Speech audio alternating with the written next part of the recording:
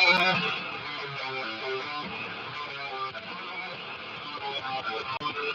everyone, the Anthony Cumia Show. Tonight we have quite a guest, Dave Endow, comedian extraordinaire. I used to work with him, and we have a lot in common, not the least of which was maybe partying a little too much back in the day. But Dave definitely beats me on that one because his book, Party of One, is full of debauchery that I couldn't imagine anyone else competing with. So stick around for that.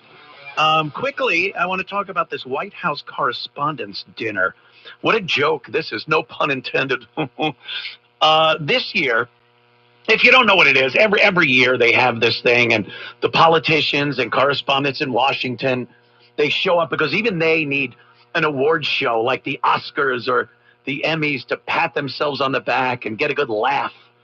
But this year, because Donald Trump is president, he has decided that no Republicans should really go to this thing. He decided he's not going to it.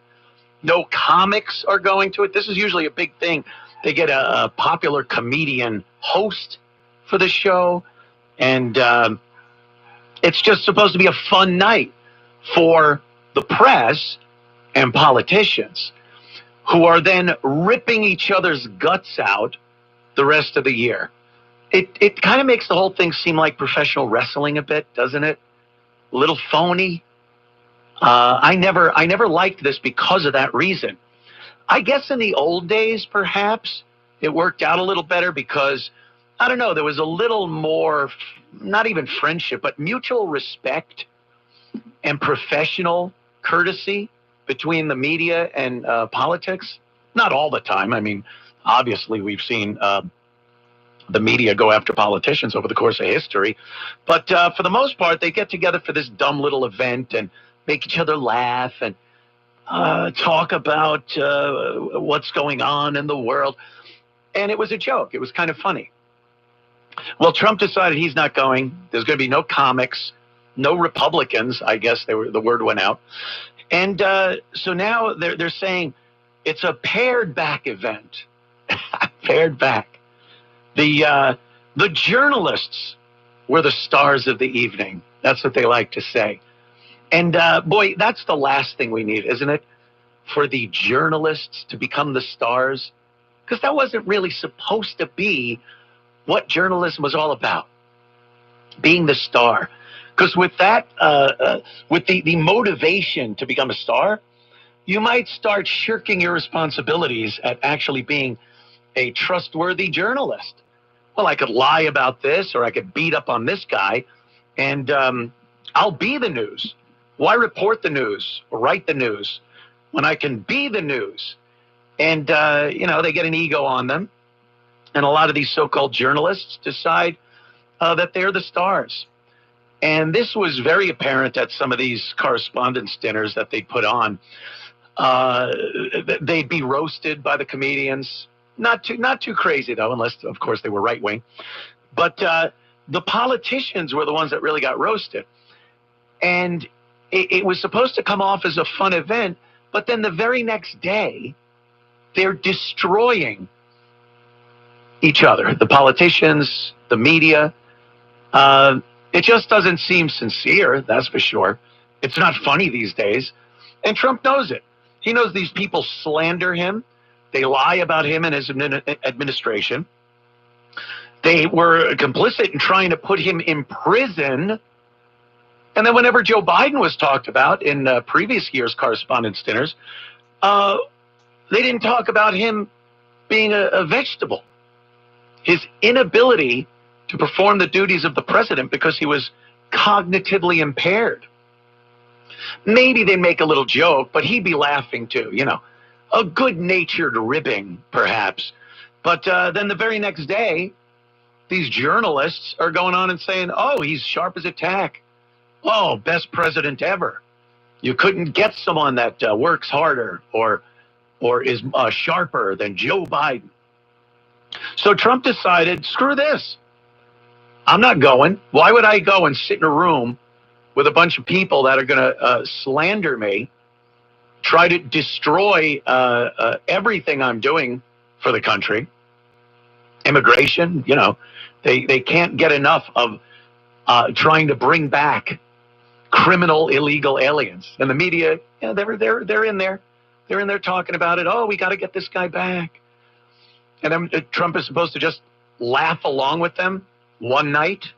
Screw that. Good. This should be a thing anyway. I don't think politicians and journalists should be chummy even for one night. They should be looking at each other with a distrusting eye, but at least printing the truth and not lying about a president or other politician because it suits the liberal agenda, and they're nothing more than the propaganda wing of the liberal left. We'll be right back with Dave Landau. His new book, Party One, is out, and we'll be talking to him. Stick around.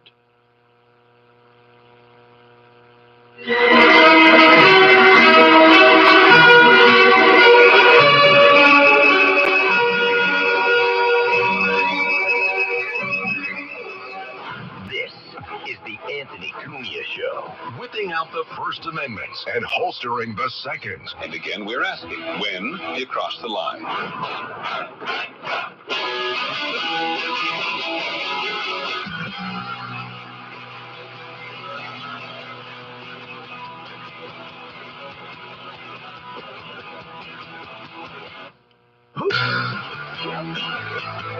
We are back. It is Sunday. This is the Anthony Cumia Show.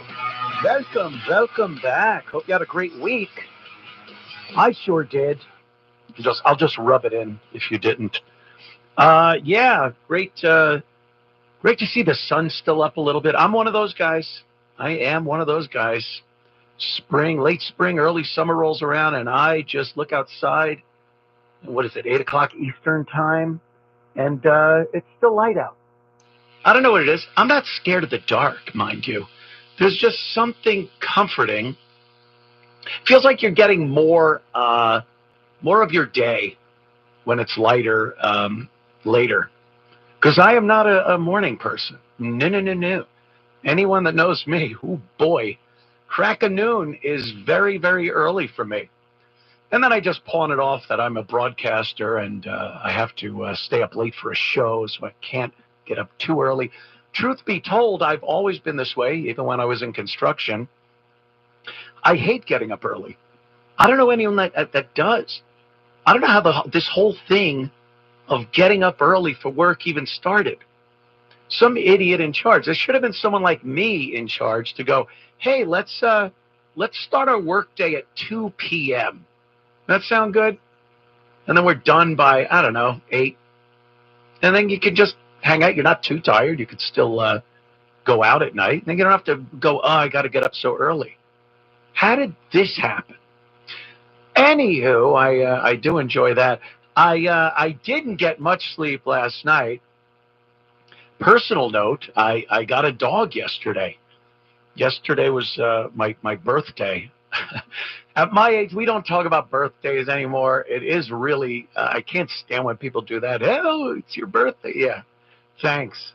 Another reminder that the Earth flew around the sun one more time, and it's one less time that I have here. So I'm not a big birthday guy. It was just coincidental. We got to pick up our dog yesterday, drove from South Carolina, Greenville, up to North Carolina. Not much of a difference politically, geographically. Good thing is, though, I'm able to take my gun. You never know. It's always nice to be armed, be an armed citizen. I don't like having to go to states where I cannot exercise my right to protect myself with the greatest tool available, a weapon, a gun. So I went up there and picked up our little Belgian Malinois. And a lot of people were warning me about these dogs. I'd done the research. They're army dogs. Like, this is the dog. There's a great bit by Shane Gillis, and he talks about when Trump had to announce the dispatching of a terrorist a few years back. I think it was during his first term.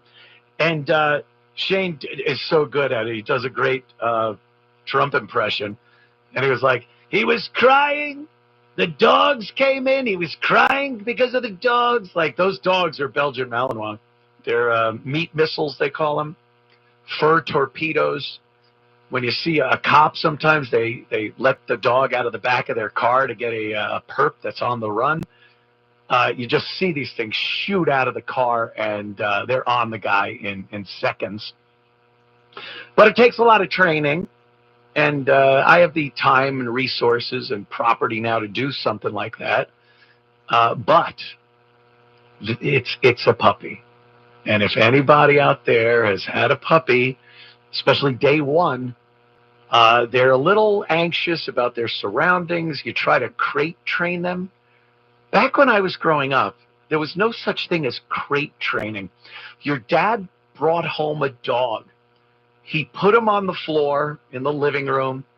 You all went and pet him and made sure the food and water was out, and you owned a dog. That was how it went. You'd wake up in the morning, something would be chewed up.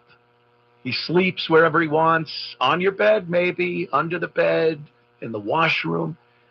Now, you got to train these dogs, and you have to crate train them. So at night, they can't just mosey around the house. They might dip into your scotch. They might try to cook something and burn the house down. So you got to put them in their crate. And when you do this, when they're puppies, the first few times you take them home, oh boy, 5 a.m. Yeah, sorry if you had your radio up loud. But yeah, that's what was all night. And I put in my Apple, my earbuds, and it has noise canceling. For that dog, nope. It must be a frequency that even Apple said, screw it, we just can't figure out how to cover this up. The wife, the TV, the washing machine going on, you don't even hear it. A whining puppy, yeah, you hear that, but it's great. I love the little guy already. He's got, we also have a cat, so it's like a goddamn Warner Brothers cartoon around here. The cat just wants nothing to do with it. But it's an adventure. It's another one of those things you just do. Take him outside. He's running around. He's adorably cute. I got a nice heads up from Curtis Leeway. He texted me and was like, dude, animals they never judge you. They don't look down on you. It's just you and him, and it's great. And I appreciate the hell out of that, Curtis. And it's such a truth. I've been an animal guy my entire life. Just adore animals, pets, wild animals. Early on, I didn't care much about what zoos or SeaWorld did. My opinion on the whole thing was, who cares? Hey, I can't see a killer whale in the wild. Let me go to SeaWorld, and I could see one there. And then as I got older, I started really realizing, like, oh, God, this is terrible. Terrible. There are certain circumstances I get, like certain animal parks here in America. Look, not many of us are going to get to Africa. Some of these animals were abused, and they were on the brink of being poached out of existence. So it's kind of cool that we set up something, but it's got to be a very natural habitat. And I know they can never replicate what wild animals get in their actual natural habitat, but some of them seem pretty happy out there. I've been to a few of these places where it doesn't seem that bad. Look, I don't know, maybe the animal hates it. Maybe he loves it. Maybe he loves the fact that he's not being jumped on by something, having his bowels ripped out. So who knows? But for me, it's like I've always had that feeling, like circuses. I hate circuses, always have, ever since I was a kid.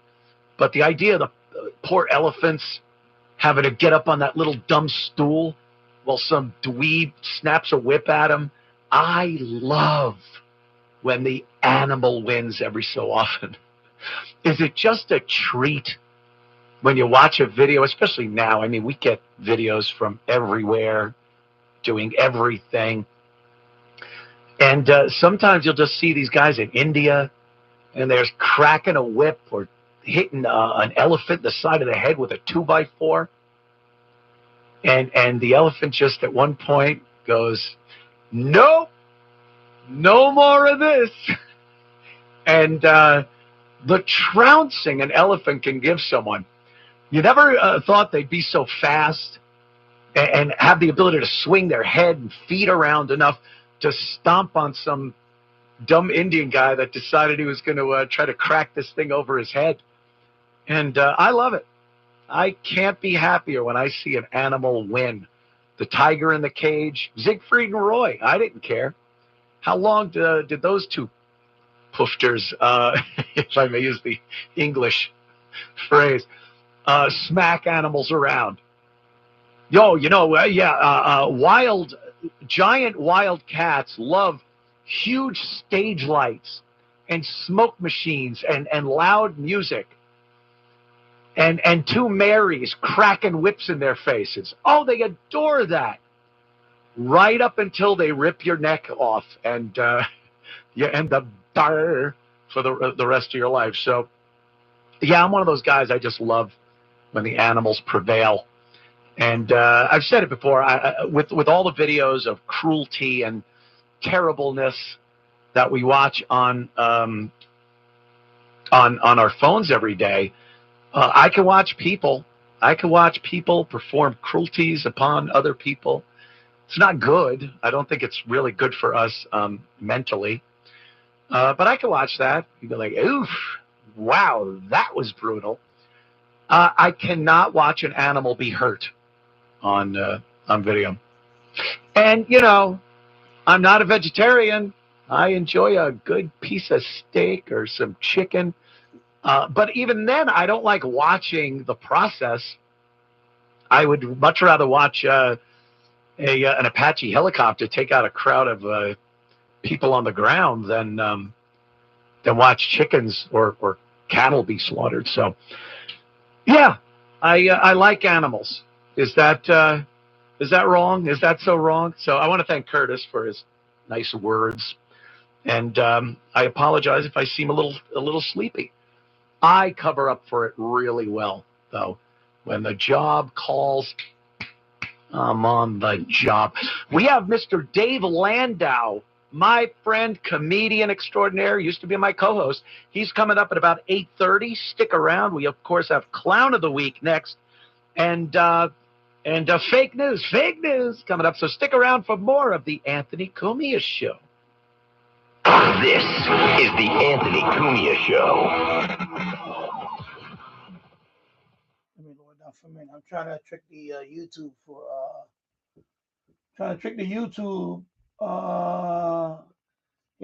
the messing with the volume and all that. I'm getting a crazy hum right now. It's very pronounced. It's really annoying me. Anyway, this is the back of it. Let me show you. So you got what is this one? The shortwave, of course, medium wave and FM. I'm trying to see in there if that's. Oh no, excuse me, shortwave. Shortwave. It's kind of dark. I can see. Okay, shortwave, medium wave FM connector. The only thing I hate about the radio that they should have put an SO239 connector here instead of this cable, 75 ohm. Although I have an adapter for that anyway, but they should have never put that in there. That's the only thing that's annoying. And of course, you got some side switches here. You got some side switches there, okay? I don't want to move the camera because I got to kind of fix in one area. So there you go. Yeah, I like it for FM, but not for medium, not for shortwave. It's kind of annoying.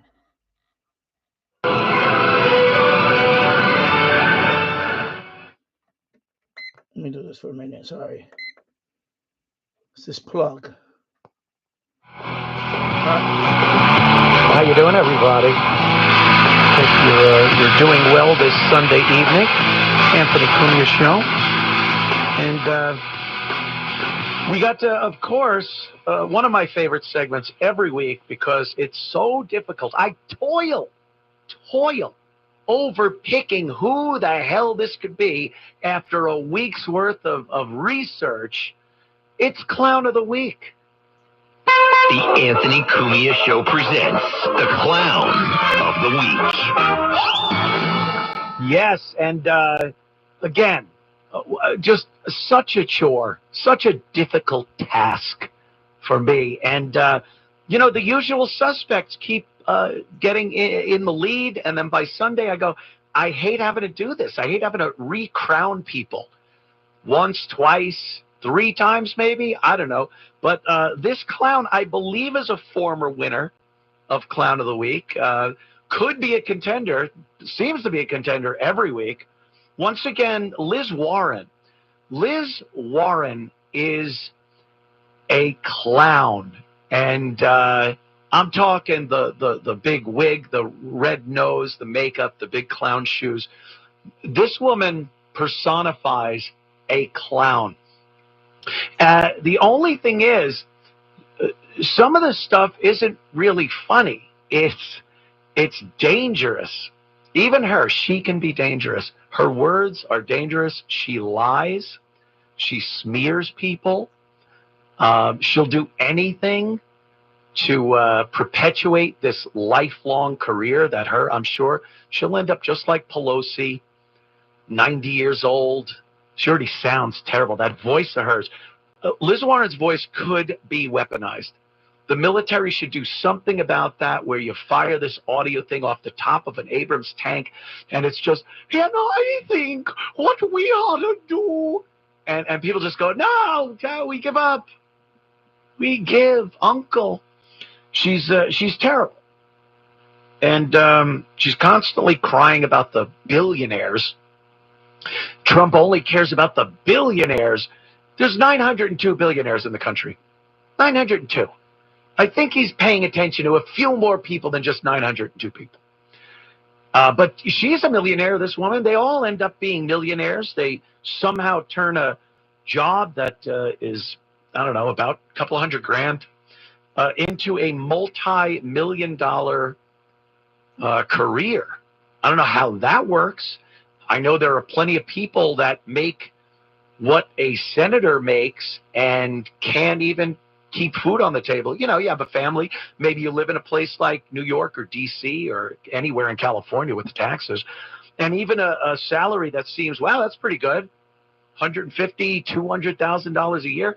Yeah, you got a family, you own a house, cars, things like that. That's it's not a lot of money.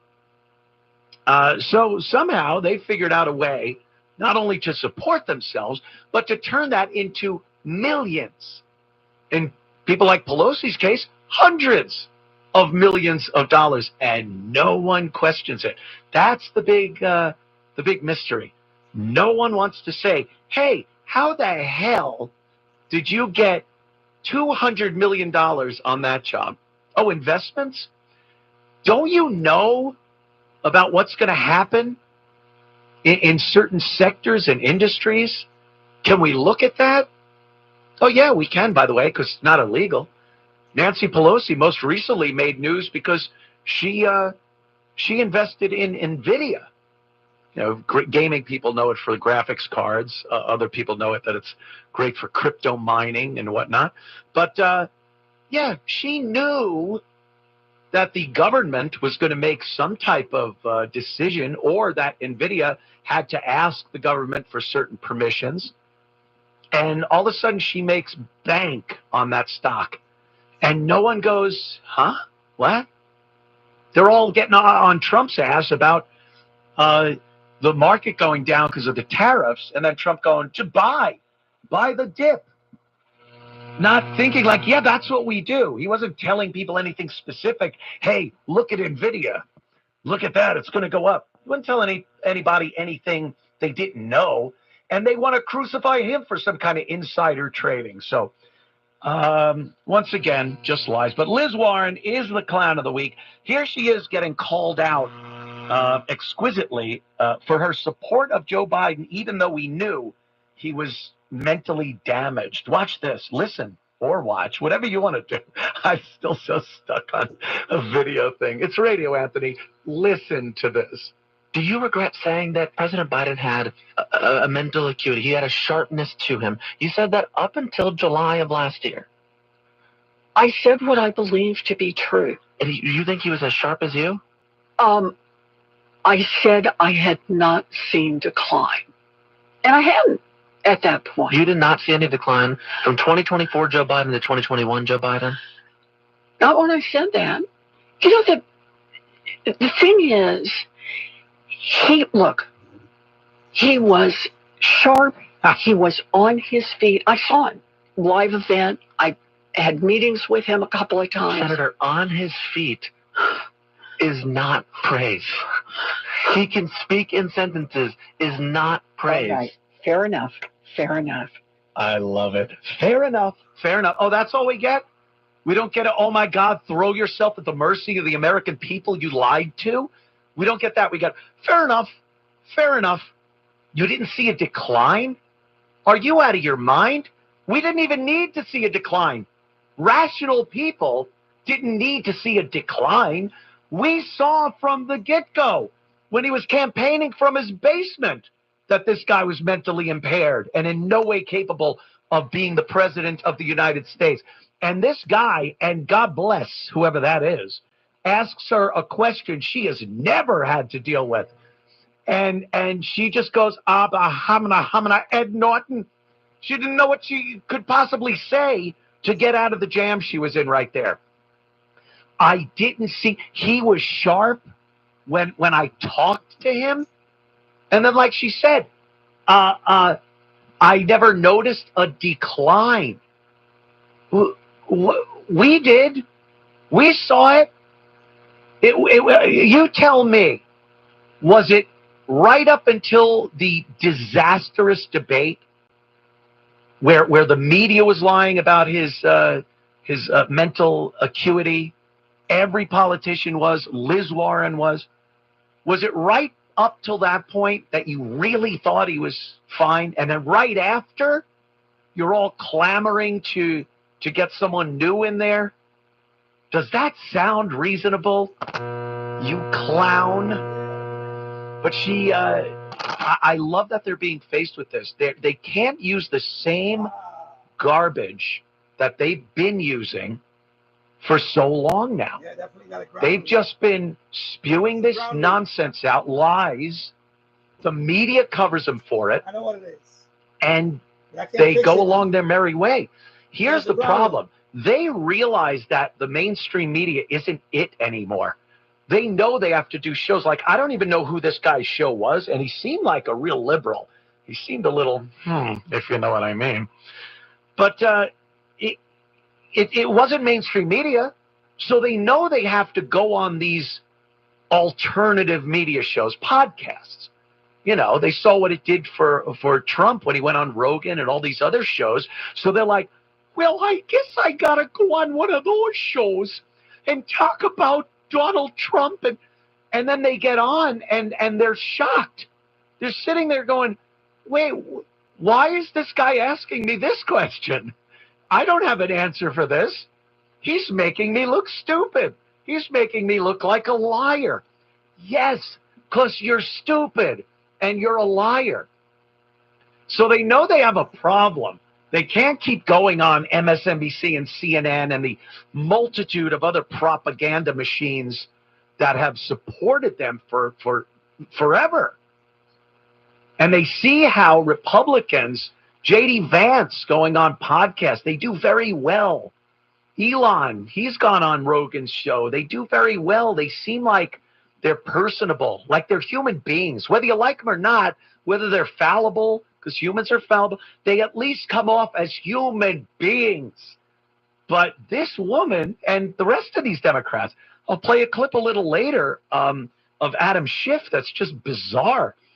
But they honestly believe that what they're saying will be taken as gospel just because they're saying it, because they're so used to mainstream media just coddling them and making sure everything is awesome and no one hurts them. But truth be told, it's all out there now, and they have a tough time trying to figure out how to skirt the alternative media. So clown of the week, Liz Warren. We salute you. We'll be back in moments with Dave Landau on the Anthony Cumia Show. The 77 WABC 16partdental.com chime time is 8:30. If you've neglected your teeth for many years due to fear or apprehension, they can bring your dental health back to where it used to be. Visit 16partdental.com and book online. 77 Yeah, definitely it's a ground loop. I know what it is, but I can't fix it today. It's that power strip over there. But in the future I can fix it. So it's definitely in here. It's not external. It's definitely in this room. The hum. Some radios can handle it better than others. You could null it out a little bit, but definitely is that you know, I made a video on this. I made a video about this a while back.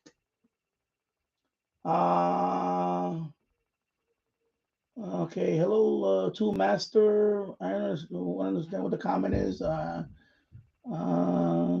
hope you're not trolling somebody in this room. Whipping out free speech. Be nice people, or you know, I will shine the boot.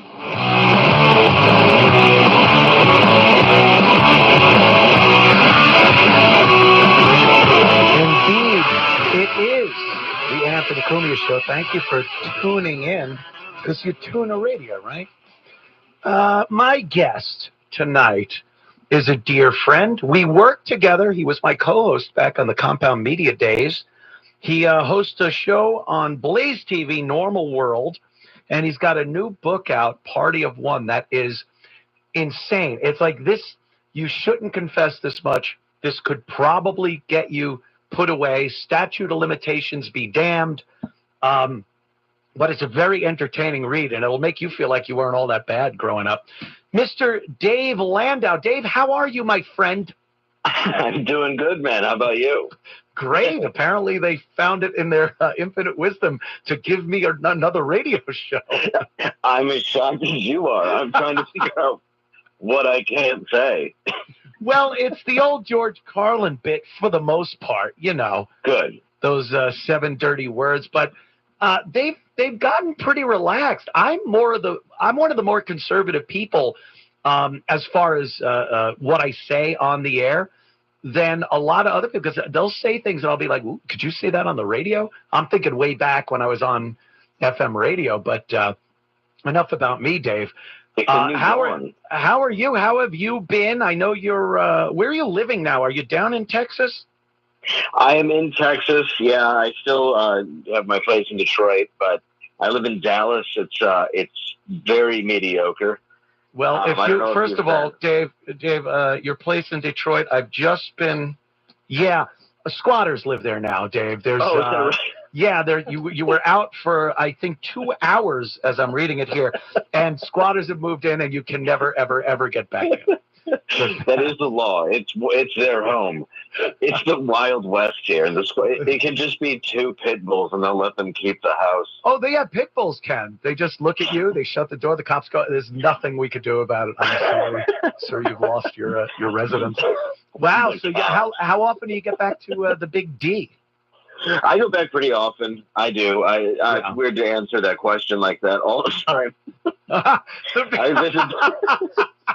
I visit the Big D as much as possible. I call it San Francisco. Yes, and the Big D. Yeah. Oh my God. My favorite nightclub. I go back pretty often. I go back, then I just saw you got a dog though. Yeah. I know I want to talk about this, but I saw it. A Belgian Malinois. Yeah, they're amazing dogs. They're crazy. They're like a lot of fun though. He's got those needle teeth at this point, so he's scratching and biting into my hands. I think I'm gonna have to stop taking my blood thinners. I can't have this dog puncturing my hands for the love of God. Yeah, I'm bleeding all over. He's crazy. He's great though. Like a dog is. It's a commitment. Like I am. You know me, Dave. You've lived with me at one point during COVID. I am not Mr. Commitment. I just am not that guy. So a dog is a big commitment. Cats, you could just leave them alone for a week, put enough food and water out. You're going to come home to a very smelly house, but they'll be fine. A dog he'll take your car out and go to bars and pick people up. You got to watch a dog constantly. Yeah, they're a chore. I have two. I love them. They're the best. But I remember Beavis. Beavis would just sit there. Yes. Like, I think I shared a room with Beavis briefly. Yes. And, it was good times. But Beavis had a little dog in him. He was a little, mischievous, if you will. Yeah, Beavis was a very unique cat, and everyone says that, but he passed away like a year and something ago, so he's I have a banana. I know, R.I.P. I have a Cavapoo still, so I look very manly walking it down the street. Ooh, what the hell? Any poo dogs, any breed. You're going to say, I have a pit poo. I have a pit poo. And it's like, yeah, the pit part just goes away. The poo part will overwhelm any pit part. Yeah, that's kind of it's kind of gay. It's the word I'm looking for. Yeah, that's the word. Yeah, I have a Doodle Weiler. They're the worst. Yeah, I mean, he's the best dog. I love him. But yeah, anything that they've made, they've just decided to add poo to it. And then I have to hear people on the left say, like, dogs should be left in the wild. I'm like, what is this thing to do in the wild? Yeah, like hair and makeup. But like, it looks like Whoopi Goldberg in Jumping Jack Flash, just real tiny. It's in their nature to find a porcupine to brush their coat with. There's no way an animal like that would live for a second out in the wild. I don't trust, like, Belgians are really stout dogs. Once they grow up, there's not many other things that could hurt it out in the wild, even here in South Carolina. Maybe a bear. I don't know. It could probably scare bears away. But as puppies, like, I'm afraid to let them out of my sight in the backyard. It borders on the woods back there, and, God knows what's in there, monsters. So, it's this period of time where you got to kind of be chill and watch after the little guy. Oh, especially when they're young. I mean, I had a Rottweiler for years, and it would chase after squirrels. She would always be jumping after squirrels, and I thought, she's never actually catching them. And then one day I just was cutting the lawn, and I went behind the house, and there's just like a pile of dead bodies, just dead squirrel bodies with broken necks. Like, she was killing them and collecting them and just left them in a pile all winter. So, like, they will get into everything. Squirrel holocaust in the backyard. That's terrible. But that's what they do. All right, enough about our wonderful animals. Mine, very masculine and manly. Yours, gay. Very. Your book, Dave. I've been perusing this, if I may speak like I actually read, perusing your book. Thank you. And I've heard stories from you. We would do breaks on our youth, and yours were very unique because I couldn't put together how those stories happened and how you were still sitting in front of me, a living human being, either not dead or in prison. And the start of the book is amazing. Like, it hooks you right away. You talking about, your buddy and the fact that you were drunk at what, 12, 13? 14 was the real drunk one. Yeah, where basically our parents had to stage an intervention after the first time we drank or got drunk. Not tried alcohol, but I mean really got hammered. Right. God, I could never understand that. I would assume that after you get drunk the first time, or even the first couple of times, very young, and I used to talk to Jimmy Norton about this all the time because he stopped drinking at a very young age. I believe it was 17 or 18. Yes, and he never got into anything else, so bless him. Yeah, as opposed to Dave Landau. The odd thing is, though, you think after you get a little older, like, well, maybe I'm mature enough or old enough to handle it now. What do you think about that logic? I've thought about it. I just don't think I can. It's because everything I try, I don't have that valve that shuts off. Right. I wanted to, and I'm it's also called being an addict, Dave. That's an addict. Correct. They have a word for it. That's what they tell me. I think that's the main reason I'm not in prison is because a lot of it was done when I was a juvenile. Right. And I did have to look up some limitation laws when I wrote this. I actually started writing it in your house 5 years ago because I wanted to write. By the way, I had to start looking up some limitation things too when I wrote my book. I bet. See, he's admitting it. Hey, look at him. Benny Mardonia's over here. I do have that urge where I wonder, especially now because everything's legal. It's crazy to me when you look at something like, okay, you can take ketamine now, or you can, have you ever tried microdosing mushrooms? Like, no, I've tried taking. Oh yeah, just yesterday. I just did that. What are you, out of your mind? Of course not. Well, and they're like, it's used to treat depression, and I'm like, yeah, that's what I was using it for in 1998. So is a Smith & Wesson 38. It doesn't mean I want to use it. It was odd as I could have gotten both on the same street. No doubt. In the Big D, and get the Big D. And get the Big D all in one house. Just pull up and go, do you have the cure for depression in there? Yeah. All of it. Everything, right. But it's being so young, what was it that kind of got you into doing drugs so young? I grew up in the suburbs of Long Island, and it was such a taboo. Like, my parents would tell me, don't do drugs. In school, it was don't do drugs. And it seemed a very scary thing. I didn't look at it like in the 80s where kids would go, oh, really? Just say no? Yeah, blow it out your ass. It just made me like, yeah, I don't want to do this. It seems dangerous. It seems like I don't want to get arrested. I don't want to fall in with that crowd. What brought you to doing and pretty hardcore stuff at such a young age?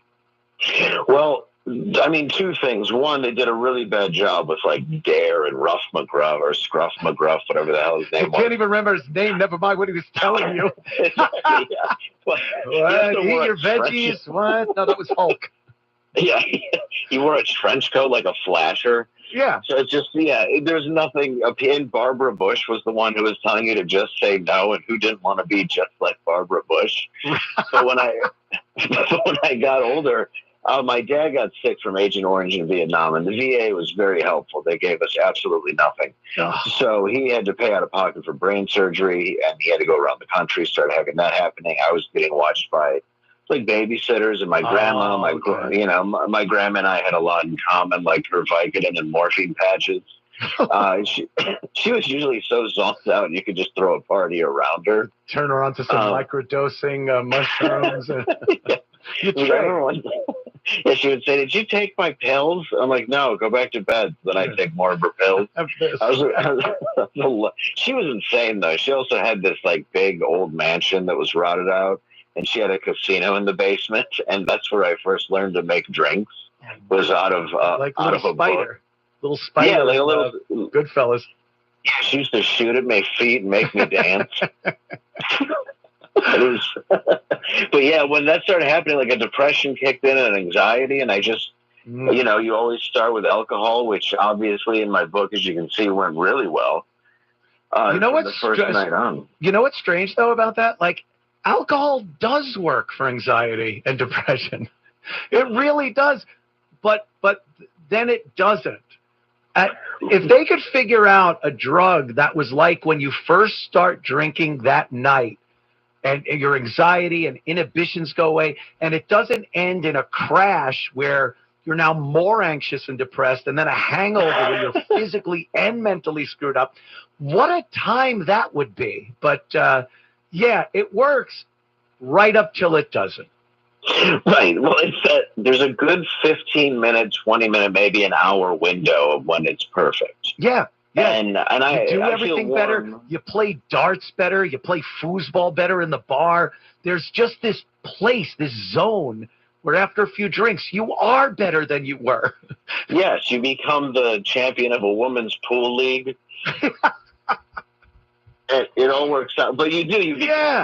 You're confident.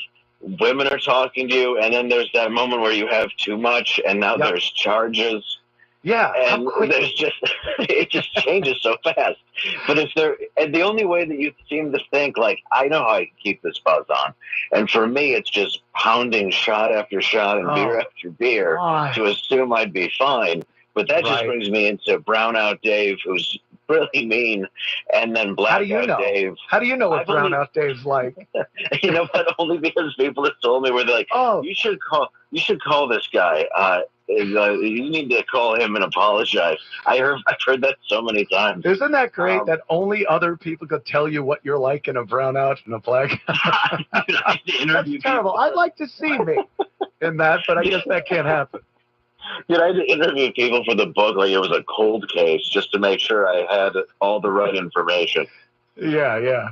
Yeah, no, I really, and so many people had done it too. Everybody's been there, but I guess the difference is I was there almost every night. Oof. And that's just terrible for your brain, I'm told. Yeah, I'm told. Yeah, it is a thing that, like, it's kind of a rite of passage or a natural thing for any kid, especially a guy. You're in your mid to late teens.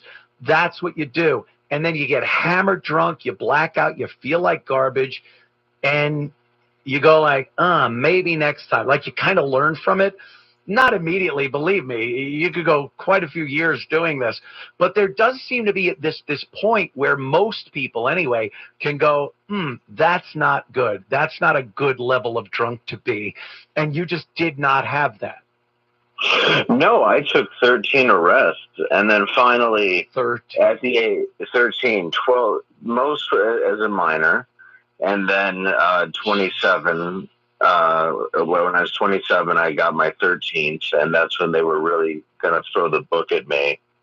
And I really clean up. And how old were you then? 27. So, I went hard for 13 years. That's kind of you went really hard. Like, but the time-wise, it's not that out of the ordinary, but you fit like a lifetime of screwing up and drinking into 27 years. Yes, I have CTE from car accidents caused by drinking. The worst stories I ever heard were your driving stories, because correct me if I'm wrong here. The day you got your license, you got into an accident drunk. That's correct. That's correct, sir. That's correct, Your Honor. But I cleaned up my act. I have a job, and I. Well, this is also 1998, so I got the astonishing punishment of 6 months with the suspended license. The 90s truly were the greatest decade. Ever. Where they're just like, you come back in 6 months after you've learned your lesson from getting on a high-speed chase, smashing into a tree. We had my whole family over. It was a family reunion. Everybody went out to dinner. We decided to, have our my cousins and I snuck out. I took my dad's car without asking, and we went down to the ghetto. We bought beer, all that stuff, and then we're driving around, drinking, going to parties, and I was giving lawn jobs, which is not sexual. Yeah. It's just brake torquing on donuts. Like Paulie Walnuts did to Chrissy in The Sopranos. Sure. Yes, like Paulie Walnuts, and that's why I drive Paulie's car now.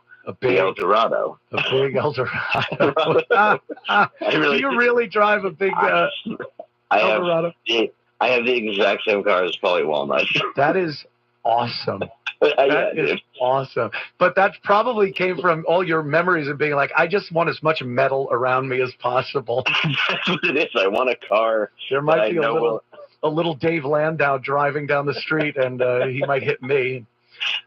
Wow, dude. That's exactly it. But I had to buy it. It was. I'm like, it's a perfect car. It's in some old dude's garage. I bought it basically off of Paulie Walnuts. Just this old Italian guy. I love it. But now, it's weird. It's strange because you aren't into any of the tech of the new cars or anything. You like the old pushing cigarette lighter and the brights on the floor, the little nub on the floor. Dude, I love it.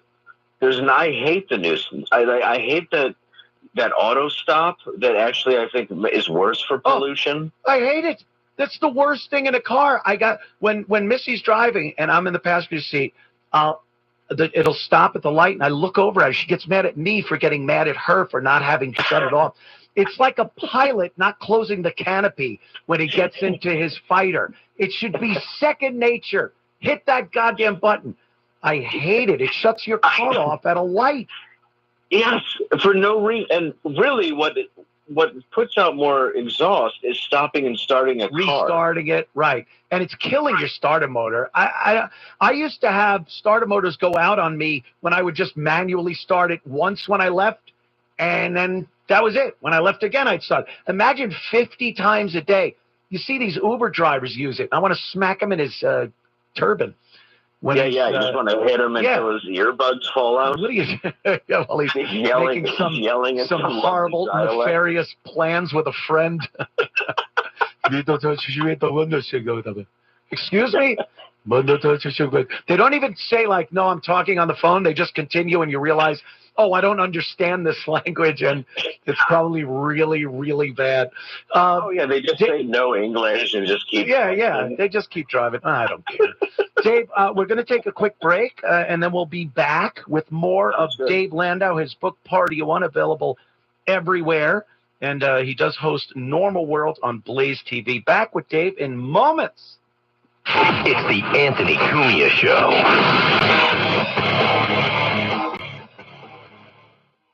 Yeah.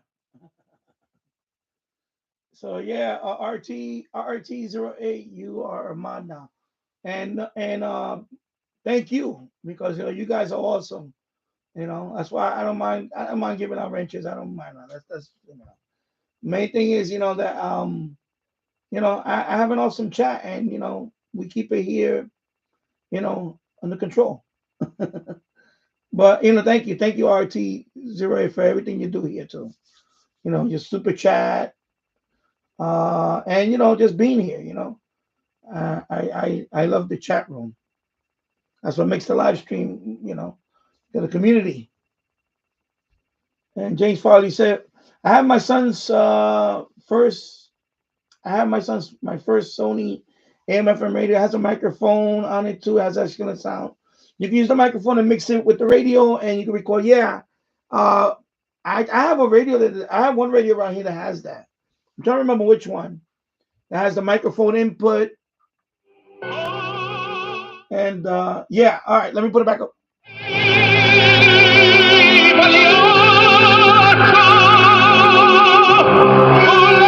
It's the Anthony Cumia Show. Welcome back, Anthony Cumia Show on this fine Sunday evening with the amazingly funny Dave Landau. Dave's book Party One is out right now. So you started writing this when we were sequestered during COVID, Dave? I did. I started writing it upstairs when you were playing some video games. I remember that. Yes, I would scream horrible things and horrible words. I still do, for that matter. It honestly reminded me of when I was a kid and my dad's friend was having Nam flashback. Oh, Jesus. So, yeah, kind of. It was good. It reminded me of home. I didn't mind it at all. My dad had them. But yeah, I was trying to figure out how to write this book, and I put it together about 5 years ago. And the reason why I didn't release it yet is, what's in it. I wanted to, I'm putting everything that I've ever done from a certain point in my life onto paper, and then sharing it with the world. And I did want to actually ask people, like, hey, are you okay with this? Oh, wow. Yeah, I know that. No, that's pretty cool. Not only I can tell by his tweets. Yeah, not only cool, but legally sound. You want to do that, but you were doing some insane stuff. And aside from the youthful indiscretions with drinking and driving and stuff, you have some obviously a lot in there about dealing with depression, dealing with your dad passing away the way he did, and then getting into comedy. Like, that's a pretty interesting transition of life. It is, after 5 years of high school and failing, and then going on to do that. It really was. It really was beneficial to me. And when we couldn't get on stage then because that whole pandemic happened, and just staying with you, I just was like, all right, I'll just hang out and do this. And we were going over so many old stories, and I just decided to write them down. So Yeah, I'm glad I got it out. It's cathartic, and then there can be more, chapter 2, where I guess, the college years of my Saved by the Bell little book here. But I was happy to get it out, and it's been very positively received, which is cool. yeah. And you're gigging, you're out there all the time. I see you're doing live shows, and I see clips all the time on social media. And goddamn, Dave, you are a funny guy. You're a funny guy. It really is so fun to watch people not see what's coming, and you're like a king of that. And thank you. Really, really fun. I always liked when we did a couple of gigs together. I was talking about the first time you were my co-host, and I knew you. I knew you were a comic. You'd been on my show quite a few times, and were very good and very funny. But I had never seen your stand-up. And yes. We went to a gig, and Governors. Yeah, Governors out on Long Island. And right when I'm sitting there and you're ready to come on, it hit me. I go, oh my God, no, what if he sucks? I had never seen your stand-up. And then I'm just thinking, like, I have this guy as a co-host. I'm talking about how funny he is. We laugh every day on the show. And then you're just terrible on stage. But thank goodness that didn't come to pass, Dave. I was very, very impressed with your comedy. I'm just up there playing a toaster like Haywood Banks. Yeah. Yeah, if you would have brought out a guitar or a box of props, I'd have just left. I'd have just walked away in shame. I could hear a Jaguar start. What is that? What? It's so weird. Anthony must be in the bathroom. I don't see him out in the crowd anymore. Strange. He's been in there a while. I hope he's all right. I hope there's no blockage. Because I've done that too when I've had to go see people live, and it's like some of their first times, and it's like, don't invite people your first time. No, they're just going to look at you and always remember you for how awful you were, and then it's like a first impression. You can never correct that. You're not correcting that. I'm not going to just stick with you going to gigs until you get better. What am I? So yeah, not your manager. Your spiritual manager. One of the greatest situations like that happened was with Stuttering John when I saw him at Governor's out on Long Island. And he goes, yeah, well, what'd you think? I'm like, oh, great. And then the next day I did my show, and I go, I've never got an easier parking spot than that night. I parked right by the front door of Governor, and he got so pissed at me. But there's a parking lot attendant outside handing out tens. Yeah. Dave, we are going to have to wrap it up here, but obviously I'd love to have you back. You're the host over there at Normal World on Blaze TV. Yes, sir. Your book, Party of One, is available everywhere. Dude, I consider you a dear friend. You're very funny, and I will get my ass down to Texas one of these days, and I'd love to do the show. Dude, I want you on the show very badly. I'd love to come sit with you in New York. You're one of my good friends, and I really appreciate you, man. I'm glad you're back on the radio. Yes, so am I, amazingly enough. Thank you, brother. I'll talk to you soon, my Dave. Friend. All right. The great Dave Landau will be back in a matter of moments with the Whipping out free speech. It's the Anthony Cumia Show. 77 WABC. It's the Anthony Cumia Show. Story here out of Colorado Springs. Illegal alien club busted. In Colorado Springs. Drugs, prostitutes, about 200 illegal aliens, guns. So the DEA went in there, and gang units and all the law enforcement they apparently need to take this down. So they go into this place and bust it up, and they also find, what was it, about a dozen active duty U.S. military were doing a security and being patrons of this illegal nightclub. They had TDA and MS-13 gang members. Do they party together? They said they arrested people from TDA and MS-13. I don't know if they hang out like superheroes, the Hall of Justice. I don't think so. But who am I to say? Who knows what goes on these days? So Colorado, the DEA says, has become ground zero for violent, illegal alien gangs. How did that happen? You know, you can kind of get New York, right? LA, a lot of gangs come up from Mexico and Florida. You know, there was that whole Coke thing back in the 80s, I believe. And Colorado, and then Colorado Springs. Well, it's easy to figure out how this happens when you look at the politics of Colorado. It's a blue state. They have a few governors, a few local mayors and people that are Republican, conservative, what have you. But the state itself is a disaster. And anytime anyone has tried to do anything about these illegal gangs, they get stopped from doing it. You remember very recently we had that episode where TDA, I say TDA because that gang is just Tres de Agua. I can't do it. TDA. They were taking over apartment complexes. Yeah, apartment complexes. And then moving in a bunch of gang members, and whoever was left in the apartment building, they would collect rent on them.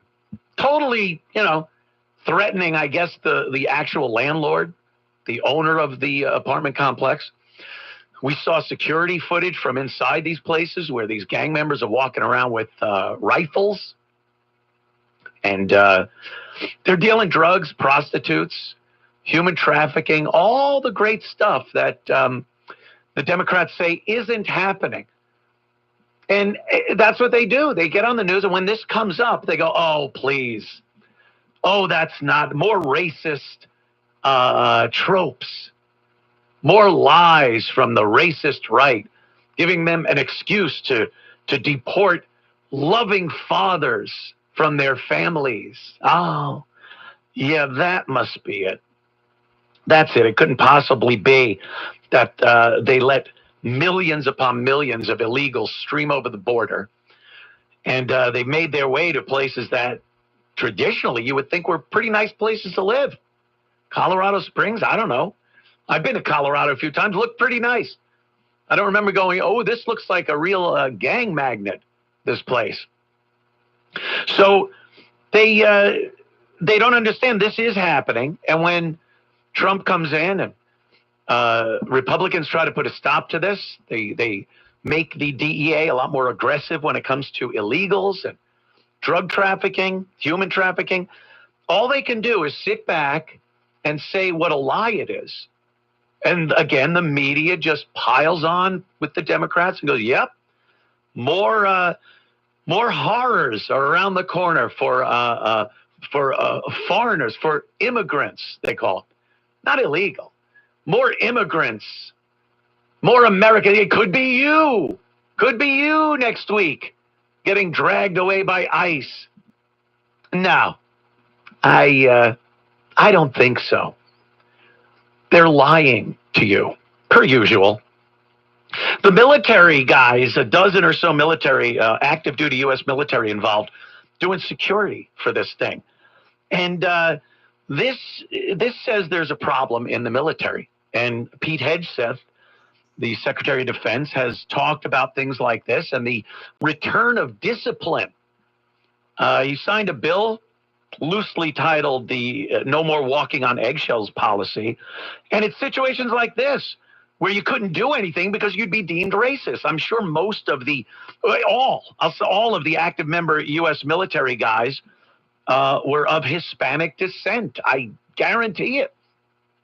And if you say, hey, I think they're doing security at an illegal bar, club, you know, the guy would be called a racist and probably lose his position and career in the military. So hopefully that does something. We'll be back in moments with fake news. Who gets the title of having the fakest fake news? Anthony Cumia Show. Since October 7th, Israel has been on high alert. The Jewish community is in shock. They're terrified, really heightened fear. Jay's Farley writing some stuff there. Oh my God. Yeah. So it seems to be better. I had to move the radio a little bit this way, but definitely it's a ground loop. I know what it is, but I have to fix it. Can't fix it today because it's something that I have to do. But yeah, it's the same spot. That's why you get that little hum. But it's not as bad as it was earlier. Because that's one thing, when you get a hum, sometimes you move the radio around and you try to null out the hum as much as you can. And hopefully that'll take care of that. But in my case, I know somebody posted that it was WABC. No, in my case, it is local. That hum is actually a ground loop. Because there's some wiring that was done in this house a long time ago. It's not properly wired somewhere, and that happens.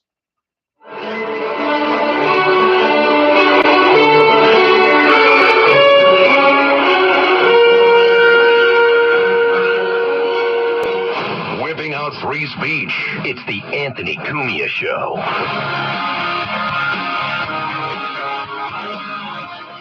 Anthony Cumia Show. I want to thank, of course, Dave Landau. Could have done like 2 hours with that guy. Gonna have to have him back. That's for sure. Love Dave. Next month, by the way, a little tidbit for you. Next month, May 25th, I will return to New York City to do the show live from the studios of New York City up there. Again, Jim Norton and Rich Voss will join me on the show live in studio May 25th. Definitely looking forward to that one. Talk about busting bulls. That's going to be a good one. The phone number here, 800-848-9222. 800-848-9222. Anything you want to talk about that we've talked about just earlier in the show, or you just got something you want to say, feel free. Before we go to the phones, though, I definitely want to talk about, this is kind of embarrassing, Bill Belichick and his 24-year-old girlfriend. She's hot, you know. He's a successful, wealthy guy in the twilight years of his life. And who am I? Who am I to throw stones here? You know, a lot of people, they bring up that fact, you know. Anthony, why would you say anything about Bill when he's going out with this 24-year-old and he's 73? And I don't know. It just seems a little weird. Is that strange coming from me? Maybe. But he did an interview. This is where it gets bad. Like, you want to do this? You want to be 73 and go out with a 24-year-old girl? I mean, feel free. Go for it, whatever. Maybe the paparazzi sneaks a picture of you two. If you're asked questions and you go, yeah, enough, move on, whatever. But Bill is doing an interview. I guess it was sports related, football related. And of course, the interviewer has to bring up his 24-year-old girlfriend. By the way, she's sitting a mere few feet away from Bill and the guy doing the interview. They're sitting on stools with microphones, you know. And she's sitting just off to the side at a desk like Yoko used to do. You watch those old Beatles films and you see all the guys trying to work on the Beatles songs And John brings Yoko in there, and the guys are just like, oh, shut up, Yoko. And it's become a thing, obviously over the course of the years, where if a girl ruins something that people like, they call her Yoko. So Bill is talking to this interviewer, and he asks a question about her and him, and she chimes in from the peanut gallery. She says, like, nah, we're not doing that. Listen to this. It's so pathetic and so sad. Jordan was a constant presence during our interview. You have Jordan right over there. Everybody in the world seems to be following this relationship. They've got an opinion about your private life. It's got nothing to do with them, but they're invested in it. How do you deal with that? Never been too worried about what everybody else thinks. Just try to do what I feel like is best for me and what's right. How did you guys meet? Not talking about this. No. It's a topic neither one of them is comfortable commenting on, though Hudson has recently posted about it on Instagram. You joined InstaFace, as you put it. I love that. There's some great pictures of you and Jordan, where you're a fisherman and she's a mermaid. It's charming. It's a different side of you. Charming. What's the reaction been like? What's it been like? To have these different sort of photos. There's another one where you're doing, I know you're not into meditation or yoga or Pilates. You're balancing Jordan on your feet. She's doing kind of the Titanic pose. Yeah, so I'm on some of those social media platforms, but I honestly don't follow them. What he does follow isn't clicks or views. All right, that's touchdowns. Enough. Yeah, now they try to go back into the football interview with him, but at this point, he's been destroyed. I mean, that was brutal. First, you hear her in the background, we're not talking about that. And a guy, especially Bill Belichick of old, would have, how about you shut up? How about you clam up? This is my interview, lady. But it's just like, okay, Poopsie, I won't let them talk about you, dear. It's embarrassing. That is embarrassing. And then they're talking to him about TikTok and Instagram and social media posts, and he doesn't know what the hell they're talking about. Of course not. He's 73. You think he's hip on the Instagram algorithms and what gets hits and what that even means?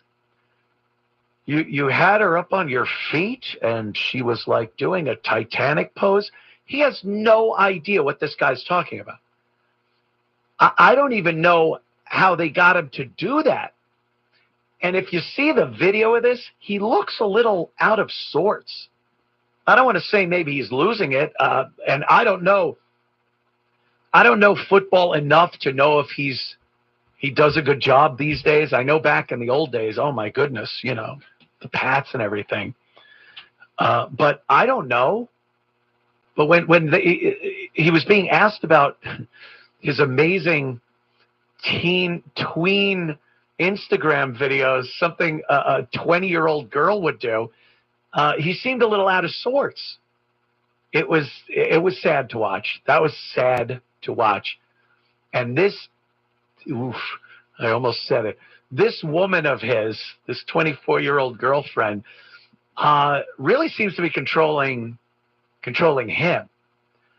Guys, and especially in this situation, Bill Belichick, he's been getting stuff like, oh, this is disgusting because it's bordering on pedophilia. And he's grooming this young girl. He's a dirty old man. And then you see clips like that and go, wait, I think she's abusing him.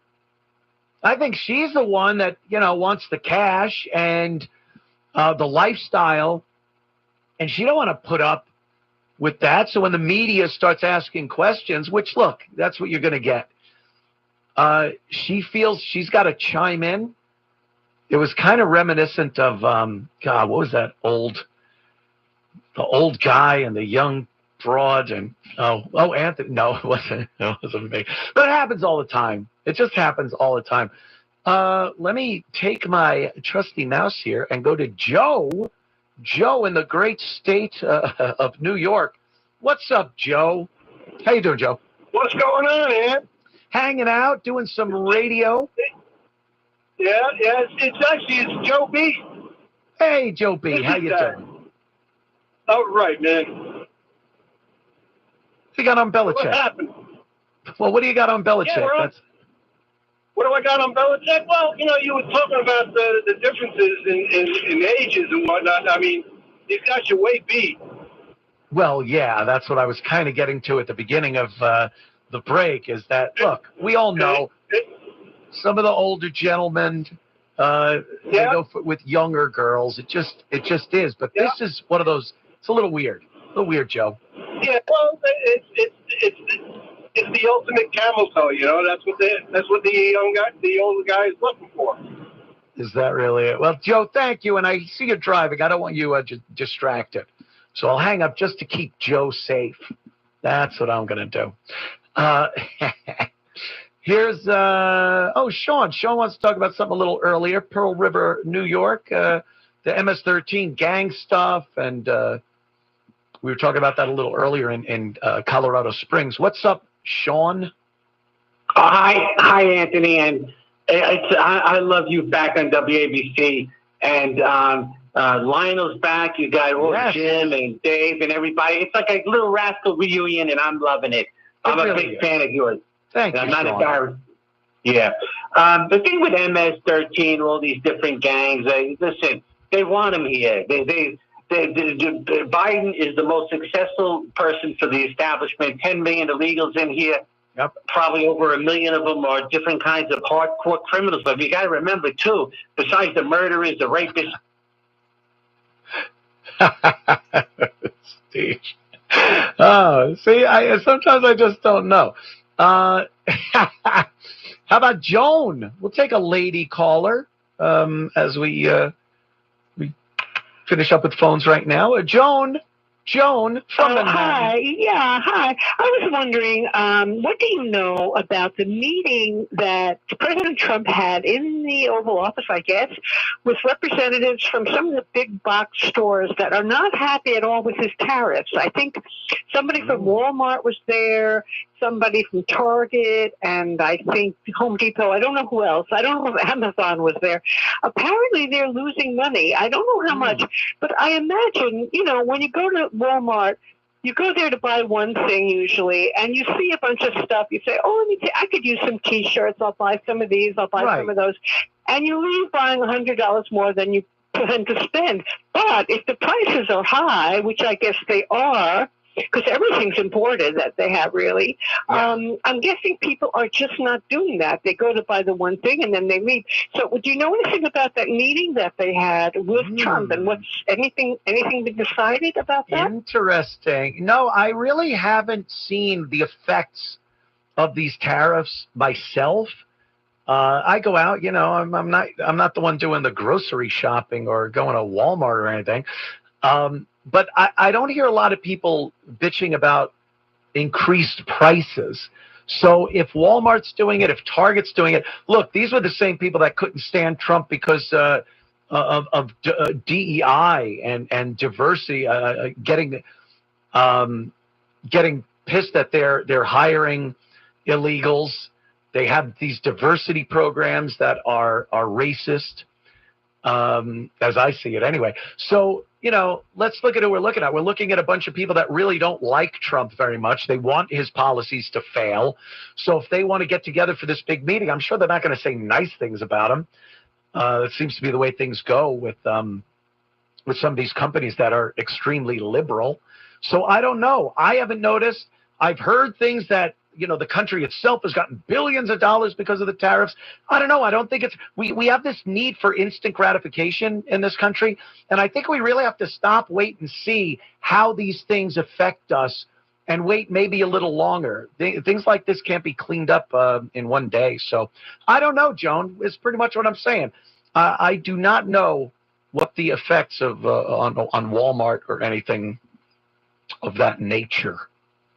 Thank you, though, dear. She must have hung up to listen to her radio. I appreciate that. Thank you for the call, Joan. And we'll return in a matter of moments with more of the Anthony Cumia Show. This is the Anthony Cumia Show.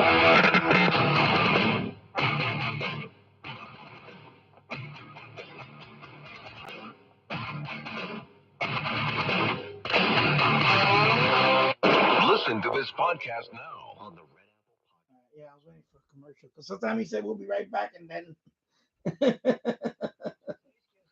yeah, James Farley.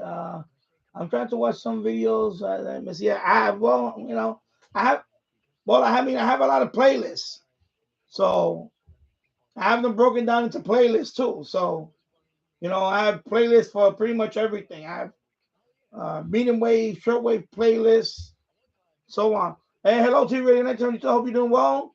Hope you have a great weekend. And thank you for being here in the live stream. Depression is depression. Two things I got taught in Papa. 85 to 90% of people could be saved from serious depression with going to a therapist, medication. They will never go back down that road. And then 85% of people who want to take their life only want to stop the pain. They don't want to die. Download all of Red Apple Media's podcasts right now through your favorite podcast platform.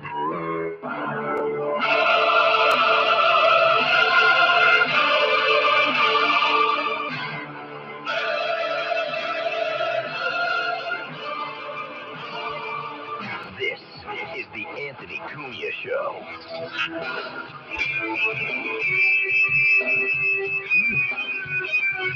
Old school chili peppers. Yeah.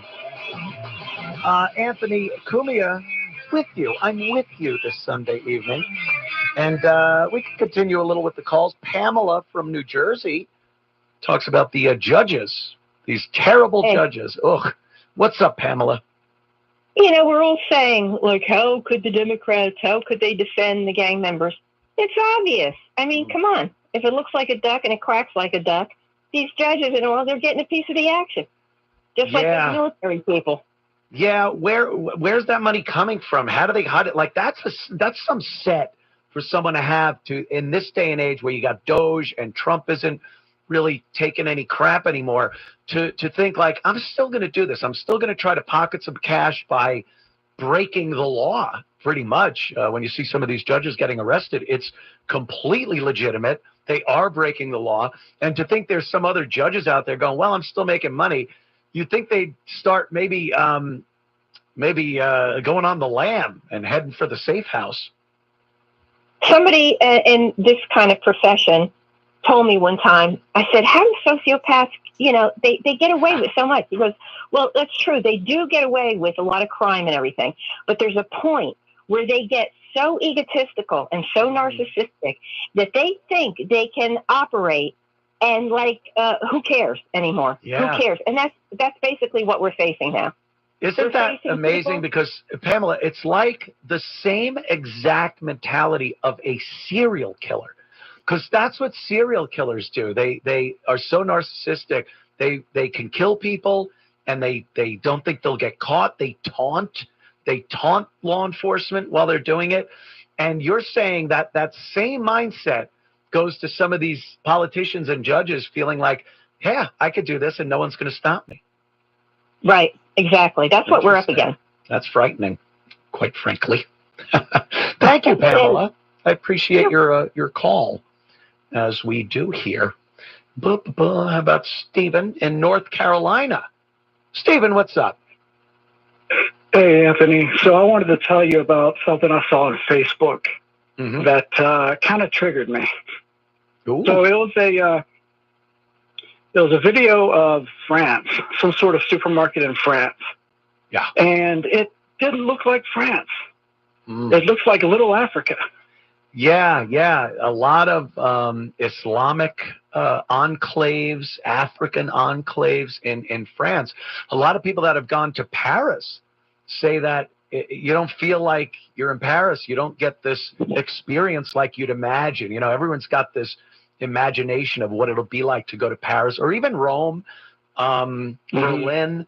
A lot of these big tourist cities in Europe are not anything like they were years ago, and people are finding that out, much to their chagrin. It's happening everywhere, even America. Like, yep, nobody asked us. The government just does it. No one asked, and not only did they not ask, but as things were happening, and as things got worse, we were told that this is great, and it's better than it was, and diversity is our greatest strength. And we heard all this stuff. How did we ever survive? Yeah, how did we ever survive? Yeah, a fledgling nation building up into a great superpower, and somehow, without all the diversity and illegal immigration and all that, we somehow became a superpower, and now we need to ruin it with people that just don't seem to want to assimilate or be Americans. Yeah, Steve. Man. It's a shame, right? Yeah. Very frustrating. Very frustrating. It feels like a crime. It should be. I mean, and in some cases it is. I like seeing these judges being held responsible for these cases where they're harboring illegal fugitives, or they're not turning them over to federal authorities when they have to. The law says they have to. And then they get arrested, and you hear these liberals crying that Trump is locking up the judges. It's just more garbage. More garbage. That's Steve. Thanks, man. Yeah, thank you. Appreciate it. Ooh. He's like, yeah. He's all depressed. Sometimes it is very, very depressing. Let's see. What time is it there? Yeah, we could fit this in. Fake news! Fake news! We always love pointing out fake news. Here's some fake news. Now. Fake news, folks. Fake news. It's the fake news. Fake stories. News moment. Oh, yeah. And again, just like Clown of the Week, it's very difficult. The contenders, they just pile up. By tomorrow, I'll have a bunch of fake news contenders. But here's host Stephanie Rule. She's from MSNBC, and she's lying about why people don't trust the media. Listen to this.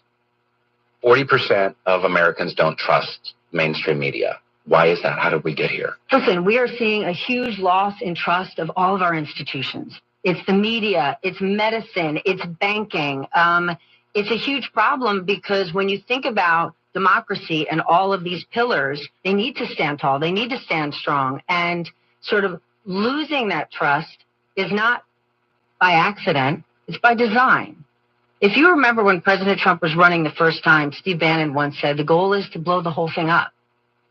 And so I think that you've got mistakes made or things starting to slip, while at the same time there's a concerted effort to destroy the media. Because the media, the news media, is, in my opinion, the last line of defense of holding power accountable, right? And you had a bit of a perfect storm, right? President Trump won, and tons of people were shocked or angry or frustrated, and they're tuning out. And at the same time, you have the Elon Musk media machine, because they want you to leave traditional media and they want you to go to X, which is a bastion of misinformation where there is no fact checking. So it's a perfect storm. You could axe her off there, because that pretty much sums up what she's saying. Can you believe this?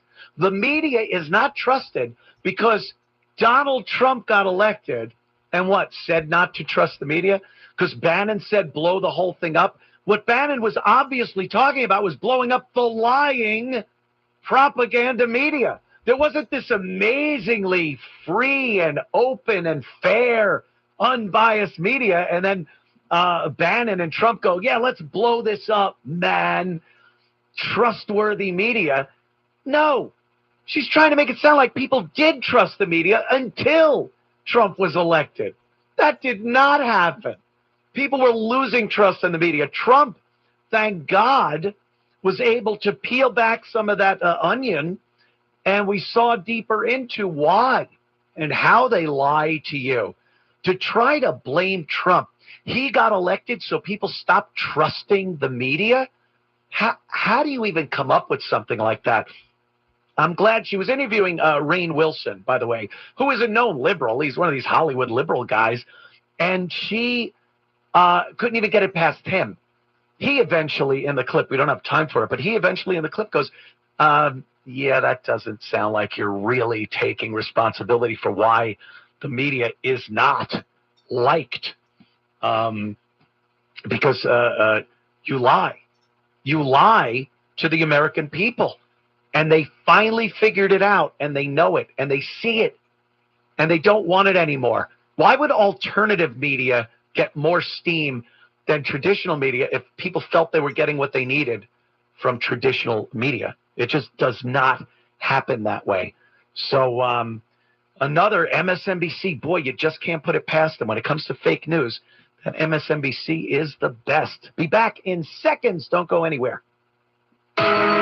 This is 77 WABC Newsroom Extra. New York Governor Kathy Hochul, a Roman Catholic, is mourning the passing of Pope Francis. My recollection of meeting Pope Francis is a man of great humility, but also love of people. She first met the pontiff in 2015 and says the Vatican's first Jesuit in the role of Pope was a man of great humility and love for the marginalized. Members of the LGBTQ plus community, migrants. There you go. I just put a narrow for a couple of seconds there. I mean, it's fine. Narrow's fine, but obviously, when you're listening to this show, I'm not. I'm gonna put it on wide because it's okay. I mean, it's you guys said this radio is not a lot. It doesn't have a lot of bells and whistles, so yeah, it's not too bad. To your radio 922, I just hope you don't do the video in the middle of the night. I don't know because YouTube. The way it counts the videos, it's saying I'm at 996 now or 990. See, I'm also using TubeBuddy. So TubeBuddy says I'm at 998, and YouTube's saying that I'm at 996. So I don't know which one to believe. So I'm probably just gonna blow by it, and then I'll just make a was talking about the judge situation. Okay. And this Milwaukee judge, Hannah Dugan, I guess her name is, was arrested for obstruction. She was obstructing the federal law enforcement when it came to getting an illegal alien, or she did this numerous times, illegal aliens out, getting them arrested as they should be, processed, and tossed out of the country. They're here illegally. And for a judge to do this, that's illegal. And she was arrested for it. And again, what do these dummies on the left, what do these dummy Democrats do? They lie. They lie to you. I think there's people that are too stupid to realize they're very malleable. They're little soft brains, and politicians and these liberal jackasses that you see, they're able to convince them. They can convince these people that the Trump administration and ICE are arresting judges. Just pick a judge. I don't like that person. I don't like their ruling. Let me have them arrested. And they're actually making it sound like that. When the truth of the matter is they are breaking the law, and as the Democrats love to say, no one is above the law. They say this all the time, except for anyone doing what they want to be done. Whether it's illegal or not, obviously immoral. They don't care about any type of morality or ethics. So when this judge got arrested, they all came out and talked about how Trump is arresting his political enemies. And this is ripping up the Constitution, the judicial system in this country. It's the foundation of everything. We hear this constantly. And Trump is trotting upon it and just ripping up the Constitution. Well, she broke the law. She got arrested. There was another retired judge, and they were harboring illegals in their house. Gang members in their house. They actually, when they checked one of these gang members' phones, he had photos of decapitated people on his phone. Now, you might find some provocative stuff on people's phones, But a gang member, a South American, Central American, Mexican cartel member, when they have people with their heads cut off on their phone, yeah, it's personal to them. They probably had a hand in it.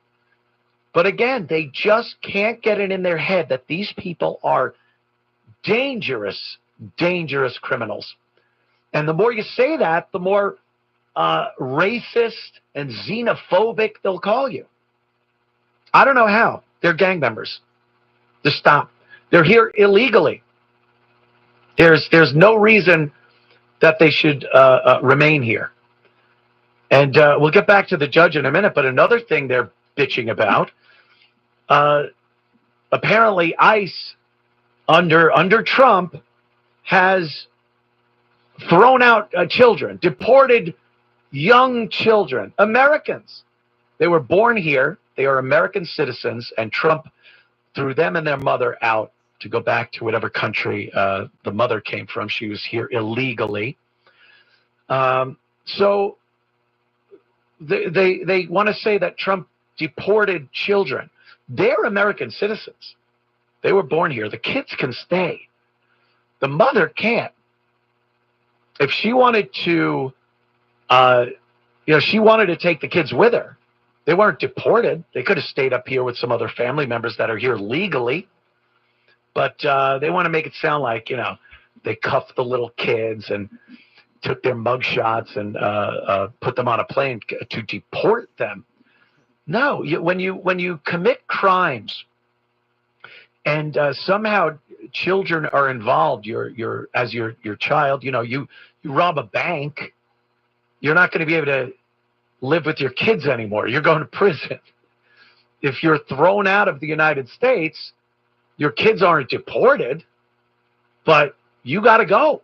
If you want to live with them, you have to take them with you, which is what she decided to do. So it's not so much a deportation. Deport the mother. Oh, why would you deport a family? Well, the mother's got to go. Them's the rules. I like it.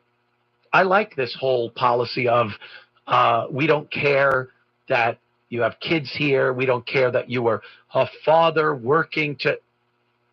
because you know why? They will come up with something for every single case. Every single case of an illegal in this country that the government wants to deport, some lawyer, some judge, some activist will come up with some sob story to make it sound like they are the greatest people that have ever been in this country. He was a great dad, the Maryland guy. Then they ship him down to El Salvador. Apparently he did something down there that involves going to prison. So, yeah, it's one of those situations where I don't care. You're here illegally, you got to go. And if your kids are here legally and you're illegal, take them with you or let them grow up here in America without you. Can't do both. Sorry, can't do both. So here's a quick sound clip of this situation. I think this is from CNN. Milwaukee Judge Hannah Dugan arrested for obstruction. And just listen to the language. They really make this, they try to make this sound like, and it's supposed to be the news, right? They want to make it sound like something bad was going on here as far as arresting this judge. Like she was arrested without due process or what have you. So listen to some of this. FBI Director Kash Patel says a U.S. judge has been arrested for obstructing an immigration operation. Let's go live right now to our senior crime and justice correspondent, Caitlin Pola. It's pretty dramatic. What are you learning, Caitlin? Truly, Wolf, this is something that we have certainly not seen before, but appears to be part of this aggressive approach the Trump administration has toward immigration. What the FBI director, Kash Patel, announced in a social media post just a few minutes ago this morning is that just now, the FBI arrested Judge Hannah Dugan out of Milwaukee, Wisconsin, on charges of obstruction after evidence of Judge Dugan obstructing an immigration arrest operation last week. We believe Judge Dugan intentionally misdirected federal agents away from the subject to be arrested in her courthouse.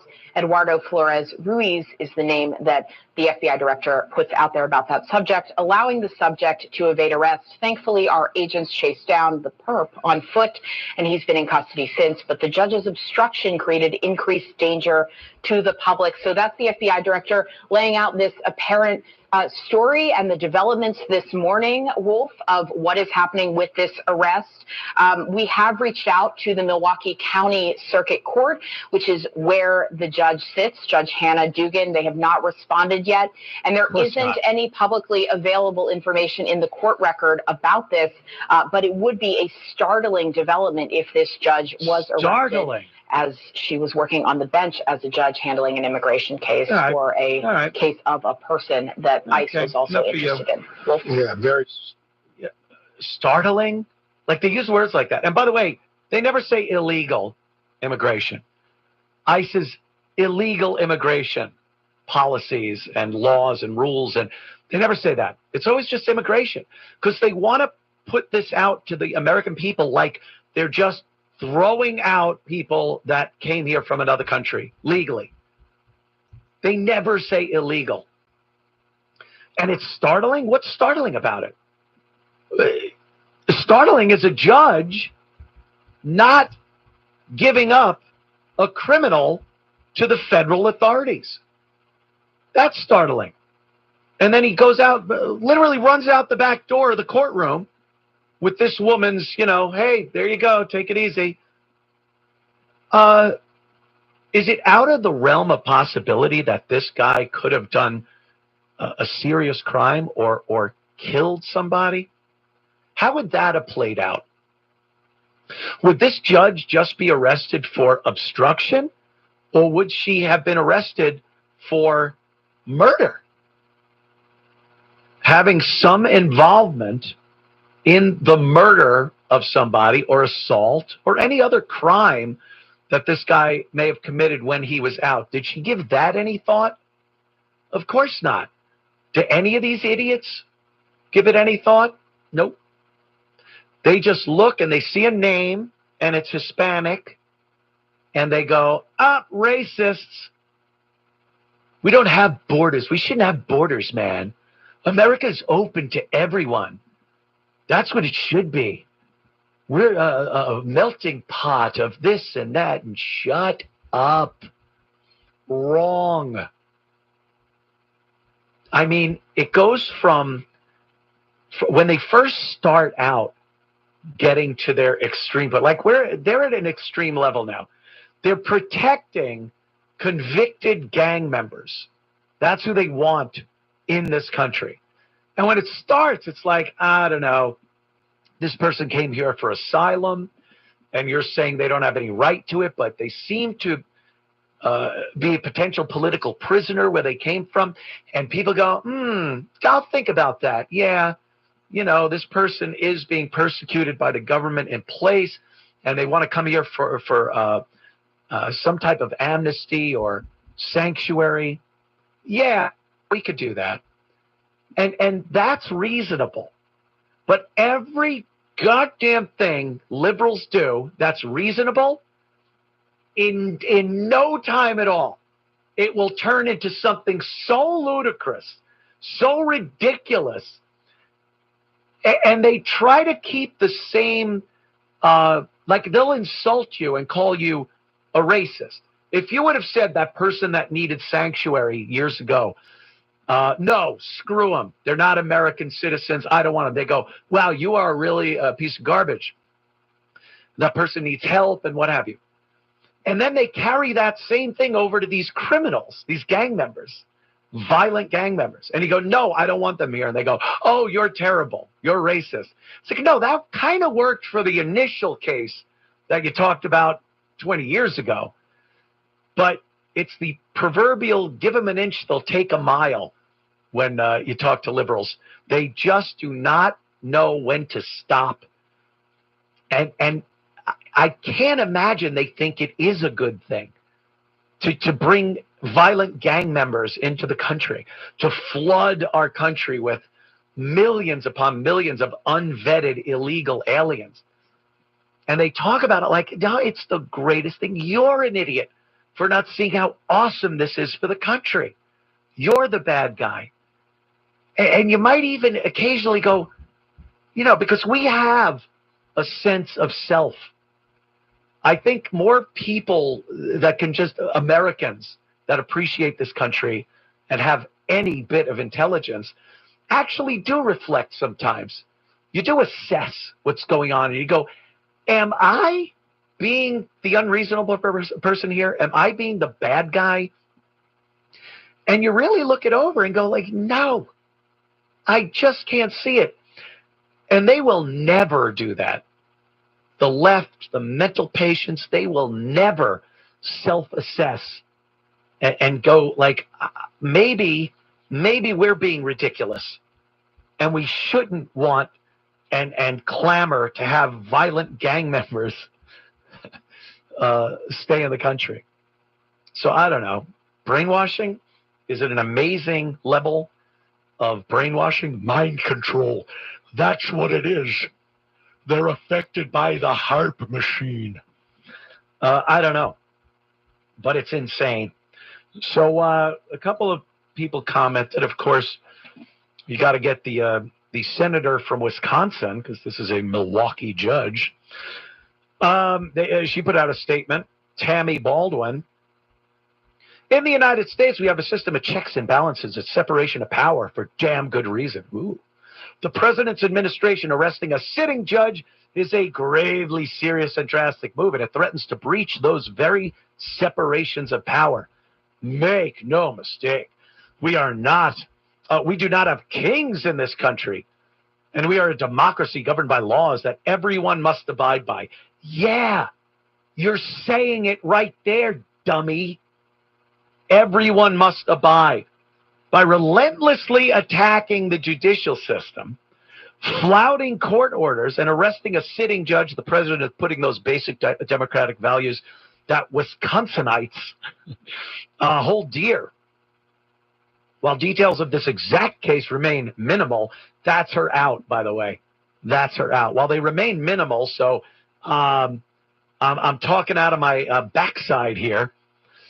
This action fits into the deeply concerning pattern of the president's lawless behavior and undermining courts and Congress checks on his power. So, again, I don't know, maybe. Now she's just blathering on because she doesn't like Trump, and she won't really take a stand on this case because, yeah, this judge broke the law. Checks and balances. Yeah. Here's Bernie. Bernie Sanders had a little statement today. Bernie Sanders. Trump administration. This morning, President Trump directed the FBI to arrest trial court judge Hannah Dugan in Milwaukee. She's being charged with obstructing law enforcement, a federal crime. Let's be clear. Trump's arrest of Judge Dugan in Milwaukee has nothing to do with immigration. It has everything to do with this moving this country towards authoritarianism. He is illegally usurping congressional powers. He is suing media that he dislikes. No, he's suing the media that is slandering him. Slander and libel, not protected by the First Amendment, even the media. And they lie about him. Oh, my God. He is intimidating major law firms who have opposed him. He is ignoring a 9-0 Supreme Court decision to bring Cumia Abrego Garcia back from El Salvador. He can't bring him back. El Salvador has him. He's a criminal there. He's in prison. The president of El Salvador said, no, we're keeping him. Sorry. That's how it goes. He is threatening to impeach judges who rule against him. No, who rule against the law. You can't just have a judge make a ruling that is against the laws of this country. They don't write the laws. The legislature does. And when a law is written and a judge makes a decision that is against those laws, yeah, that's grounds for some type of admonishment. Trump's latest attack on the and Judge Dugan is about one thing, unchecked power. He will attack and undermine any institution that stands in his way. Trump continues to demonstrate that he doesn't believe in the Constitution and separation of powers or rule of law. He simply wants more power for himself. It's time for my colleagues in the Republican Party who believe in the Constitution to stand up to his growing authoritarianism. All right. Thanks, Bernie. Thank you, Bernie. They just keep talking about the law applies to everyone. No one's above the law. And what do? Try to make everyone else above the law. That's the problem here. People that aren't called to the carpet to answer for crimes. When people are called to the carpet, they get to present a defense.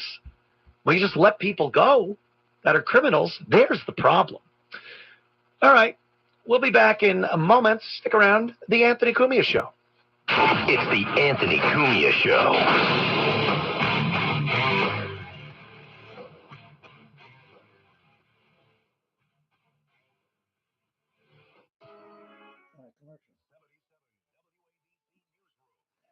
James Farley, yeah, it's a DSP chip, DSP based radio. Radio, whether Jay Allen has a article on this radio. Keegan has the Bluetooth version of this radio. I have the original one. So he just says field. See, it says. Anyway, I don't want to move it around too much. Anyway, you see it says. Mine just says field. There is a Bluetooth version of this radio also. That's the one Keegan has. Okay, and of course he uses the external FM antenna to do his FMDXing with this radio, but he has the Bluetooth version. This is not the Bluetooth version. This is the original one. So, it's just... anyway, bye.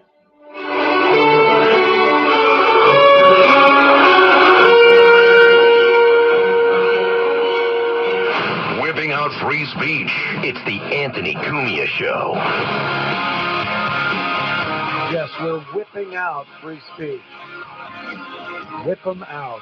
Oh, gosh, I remember that like it was yesterday, 1,000 years ago yesterday. Oh, my God. Anthony Cumia Show. And a couple of other things I definitely want to discuss. Happened today. Not happened today, but the story came out today about that helicopter that crashed into the plane in D.C. It seems the military helicopter was not where it was supposed to be, and it crashed into a passenger jet, and it was tragedy. And I guess they've done some preliminary investigation and decided from the evidence that the female pilot did not listen to air traffic control, or the man co-pilot that was her instructor that was in this helicopter at the time. They were doing a evaluation of her. The instructor, the guy, is in there.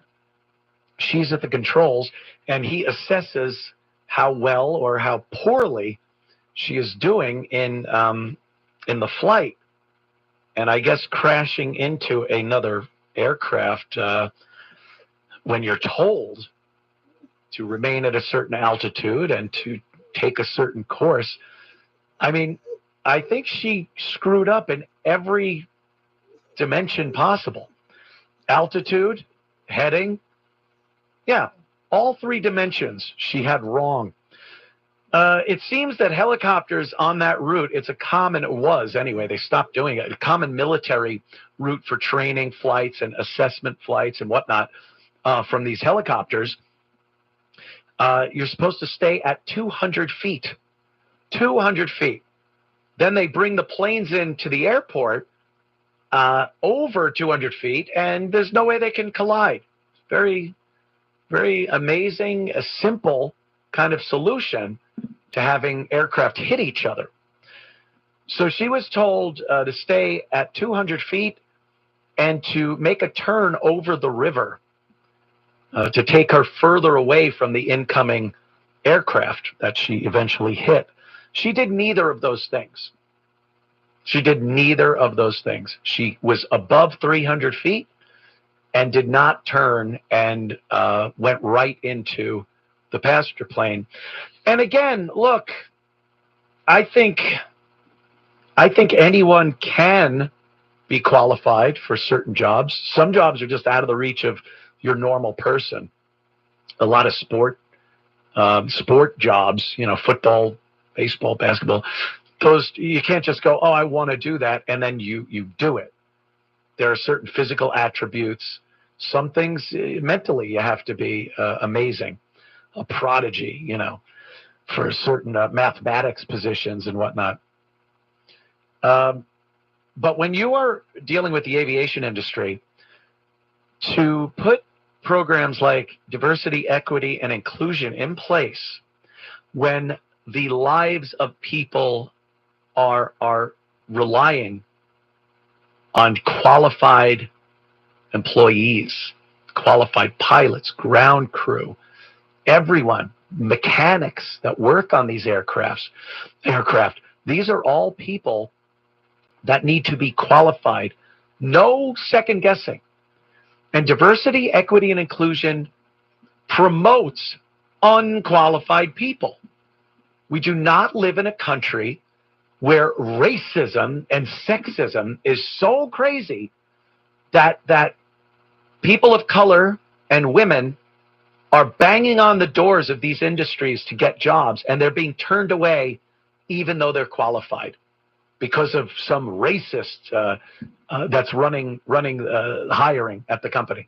This is not happening. There just aren't qualified people to go up and get these jobs. So with diversity, equity, and inclusion, when you say, no, we need to get more minorities and women into these positions, you have to lower the bar somewhere, or they would have been coming in anyway. That's the proof. The proof to not needing DEI is, well, why weren't they showing up anyway? If there's a qualified woman with every single bit of training and education that she needs, that held a job previously, did an amazing job, and she walks in and wants a job that you have available, you didn't give it to her because she's a woman, or she never came in? Because that's the only reason.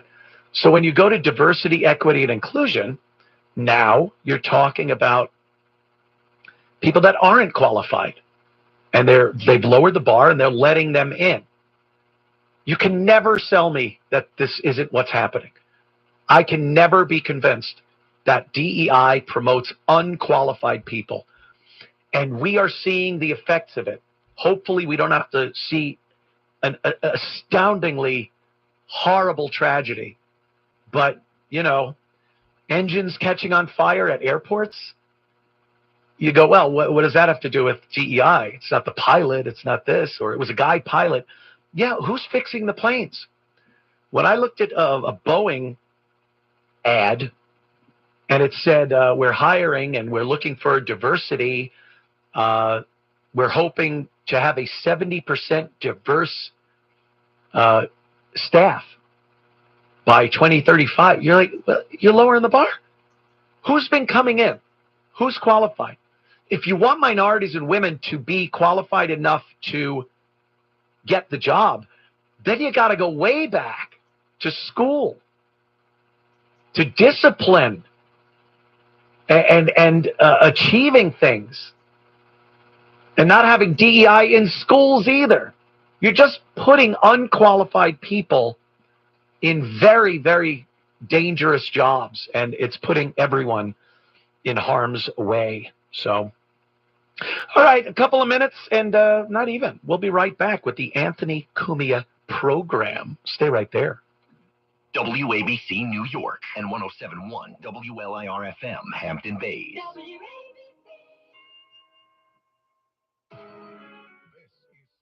Yeah. Yeah, Boeing used to be a great company. And lately they just been horrible with that 737 Max. And then of course that spaceship that went up, that that capsule that went up, the one that left the astronauts up there for 9 months. Man, Boeing is really awful now. Really bad. I don't know if I the one get on a Boeing aircraft now.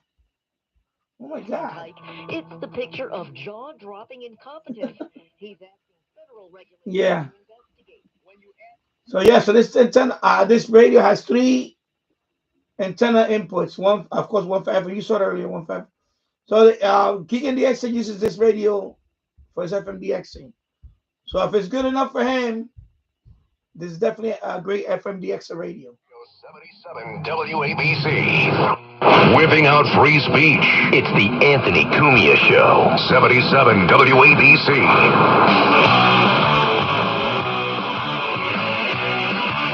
The Anthony Cumia Show.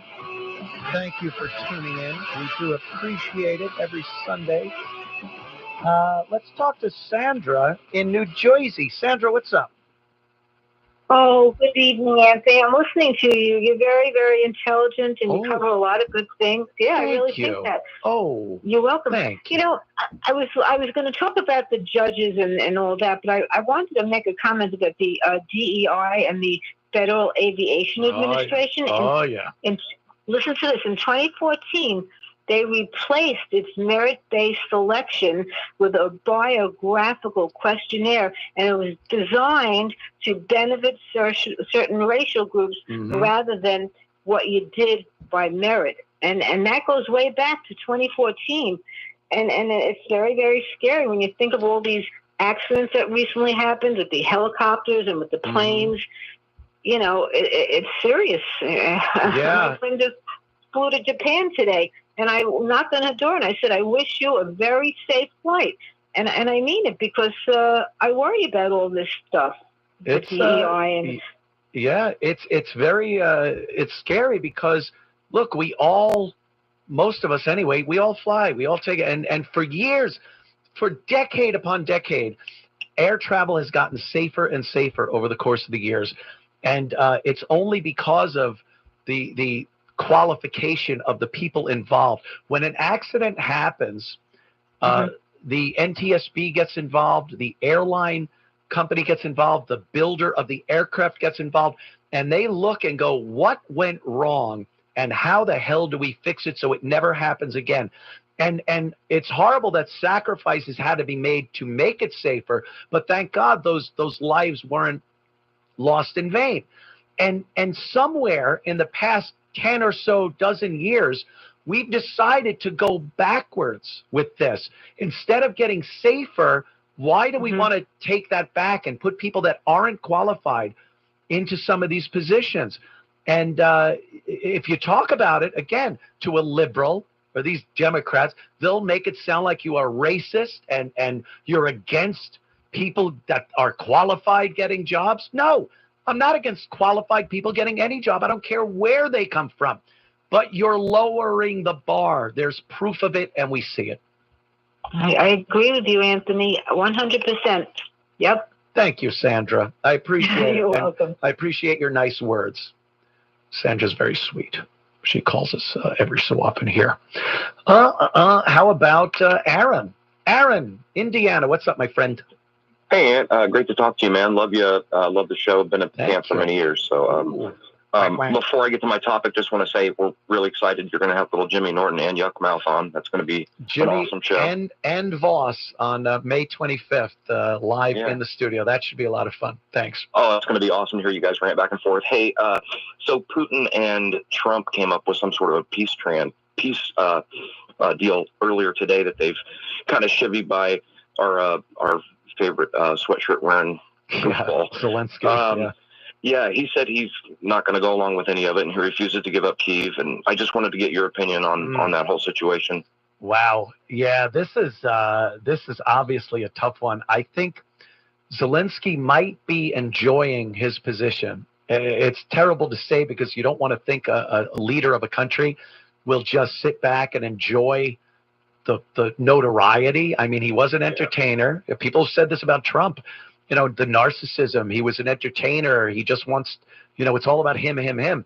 Well, there are countrymen, Ukrainians, dying in a war, and it seems like the leader isn't really focused on stopping the war, even if the opponent, the aggressor in the first place, Russia and Putin, wants to say, hey, can we at least talk? A ceasefire would be amazing.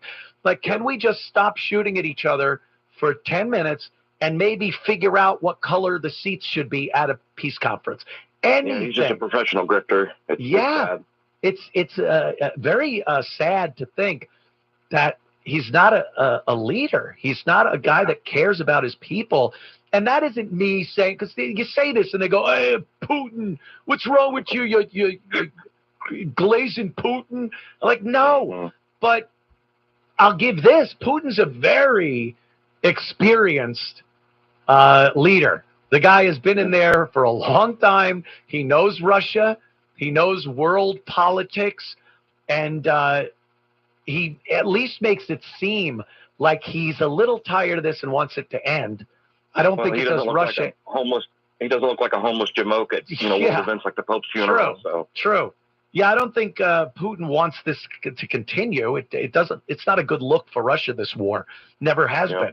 But it's been such a money pit for the United States, and who's basking in the gold doubloons? But Zelensky. We've been paying him off. All the other countries are still paying him. And, at some point, I guess it'll end and he'll be able to go into exile somewhere when his people want to kill him. But he'll have plenty of money when he does it. I don't see him as a viable leader. I think he's very detrimental to his country and the absolute wrong leader to have in this war. Yep, it's a scary situation. Thank you for taking my call, Ant, and we need more puppy pics on Twitter. Yes, I will put more puppy pics on. Thank you, bro. Yeah.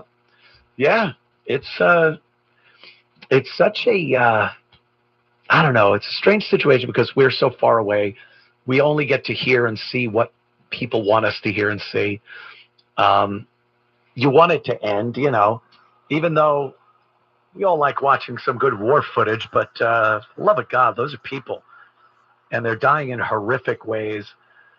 You want it to end, but yet no one could seem to get their foot in the door of a peace process.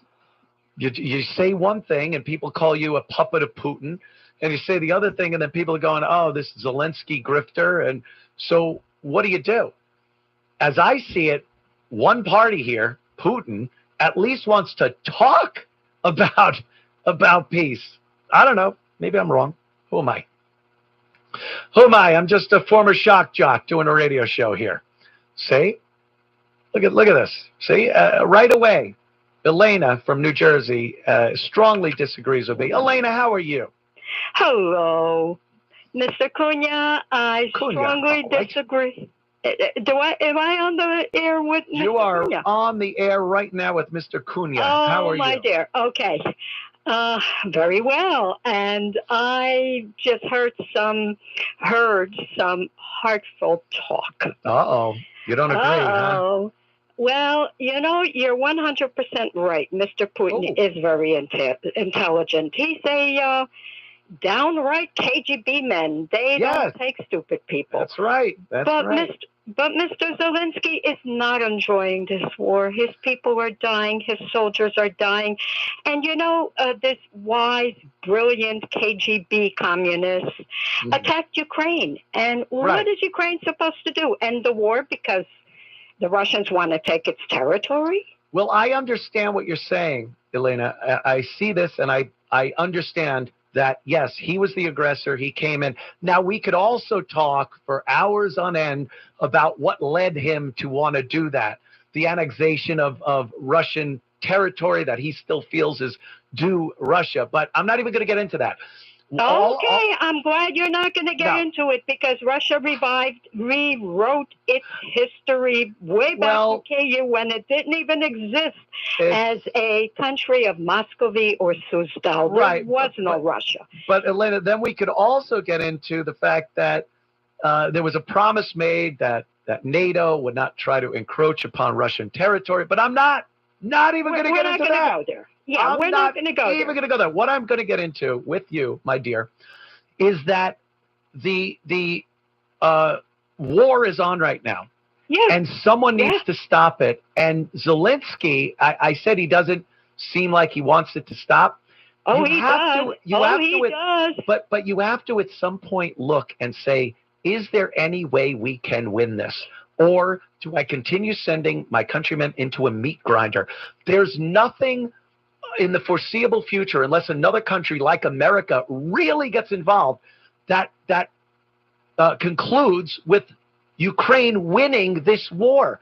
Now, I'm sorry the aggressor was Russia, but sometimes you just got to cut loose and go, we can't do this anymore. That's what wars do. Wars of attrition are very effective. One side just goes, we just can't do this anymore. And I think it's past the point where Zelensky should even have any hallucinations that his country is going to come out of this on top. And if you know you're not, then it's time to stop the killing as quickly as possible. Well, I'll tell you what. Russia wants Ukraine's territory. It couldn't give two darn coins about its soldiers or the Ukrainian soldiers. Right. All it wants is the territory for this grand old concept of Imperial Russia. That started way back with the Russian kings. Yeah, it's an old school. Peter the Great wasn't so great, and neither was Catherine. It's an old school ideology. I understand that. Yeah, but unfortunately, it's being done in 2025 right now, and it's being done. But that doesn't mean that some of the same rules don't apply to this archaic brand of warfare over on the continent. It's attrition. Like I said, it might not. The winner isn't always the most noble of people or countries. Yes, true. Russia invaded, but the leader of a beaten nation has to at some point realize they are not going to win and try to get out of it with the least damage possible. And I do not see Zelensky even trying. Oh, no, they are trying. That's why they're still fighting. They want to protect as much of their territory as they can. And Putin wants to take as much of the territory as they can. I understand that. And that's why I just said, like, that's what these wars are. And especially, many, many years ago, this is all wars were. Was a country going, we want more land. Let's go into this country and try to take some. And the imperialism, the conquest, all that stuff. But even then, the losing country knew at some point, well, I guess we're going to have to make some concessions. We lost. Don't people understand winning and losing anymore? Even in war? Like, yeah, Putin, what a piece of garbage. He did this, but you're losing. You lost. You might have to make some concessions you're not happy with. That's how I see it anyway, Elena. But I thank you for your call. My pleasure. I appreciate. Yes, please. I do listen to your show. I like your show, and I'm enjoying it. But I am in total, at least about out of it. That's bad grammar. I am totally trying to explain that you will defend your property. Yes, of course. You will not let anybody move into your house because they want a few rooms in there because they want them. You're right, but if 5 people with guns come in and I'm here with a pea shooter, I have to realize at some point that I might have to make some concessions. That's what I'm saying. Or you may call the police, or you may try to do something to protect your integrity, your property, There's a line, yourself. There's a line where you got to realize it needs to stop, and maybe I have to look in a different direction to end this. That's all. Elena, thank you so much. I appreciate your call. There she goes. She's arguing with some broads tonight, huh? That's what I say. Funny story. This one, I love Adam Schiff. Adam Schiff got his luggage stolen in San Francisco. I got my luggage stolen. He was in San Francisco, and he got his luggage stolen. And then he talks about how the Democrats need to work on crime. This is insanity. Who do they think has been screaming at them for decades about stuff like this. Why does Adam Schiff think the idea of Democrats maybe doing something about the unbelievable levels of crime in their districts and their cities and states? He thinks we haven't seen this. We haven't seen the street takeovers in Oakland, and the fact that everything has to be locked up in just about every major city in this country. I just saw a new system for locking up meat. Yes, meat, steaks. They put them in like it's made of chicken wire, it looks like. And it's like a bag made of chicken wire. And you put it in there and you seal the top with one of those things that beep when you walk out of the store with it. Meat.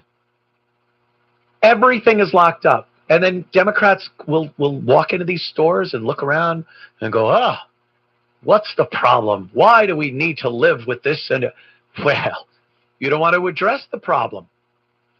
How about responsibility of actions on the part of the criminals? How about making sure these judges do their job and try and convict criminals, not let them out on no bail to do it again and again and again until they do something even more serious, and then maybe they'll see a little time. Lock them up now. How about security at the stores that are allowed to beat the crap out of some of these people? And then their cases aren't entertained. Their civil cases aren't entertained in a court because judges and lawyers are scum of the earth and will take these cases and entertain them. When a guy is going into a store and he's leaving with an arm full of goods and someone trips him and he hits his head and now you're getting sued. We can't entertain those cases. These are all ways that will remedy the problem, where we don't have to have every single thing locked up in stationery stores and pharmacies, grocery stores. It's pathetic that we have to live like this. Pathetic. And then Adam Schiff, an unbelievable lefty piece of garbage, he gets on and talks about his luggage getting stolen in San Francisco. San Francisco is abominable. And it's known for this. You can't park your car, leave it anywhere in San Francisco, and not have your windows busted if you have a suitcase in there, a briefcase, or sometimes nothing. They'll just break your windows. But I'm glad when it happens to these people because maybe just for vengeance. They never learn. Adam Schiff isn't going to go, oh, look at that. Oh, look, my car was broken into. Maybe we should do something. But then they talk about it. Like, oh, crime? Well, I guess maybe we should. Yeah, maybe you should. Maybe you should have done it decades ago. Here's a clip. It's Adam Schiff talking about getting his luggage stolen and how, this crime, came out of nowhere. Maybe we need to do something. Listen to Adam here. So we're going to change how we do business in California.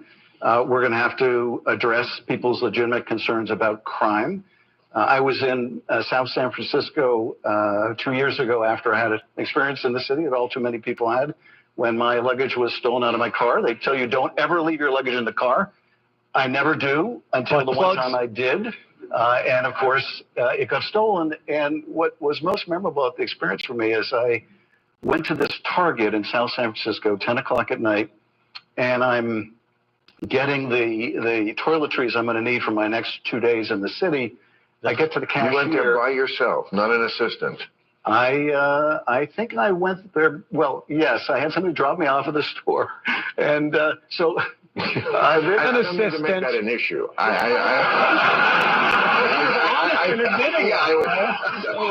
Actually, I waited somewhere I should not have waited.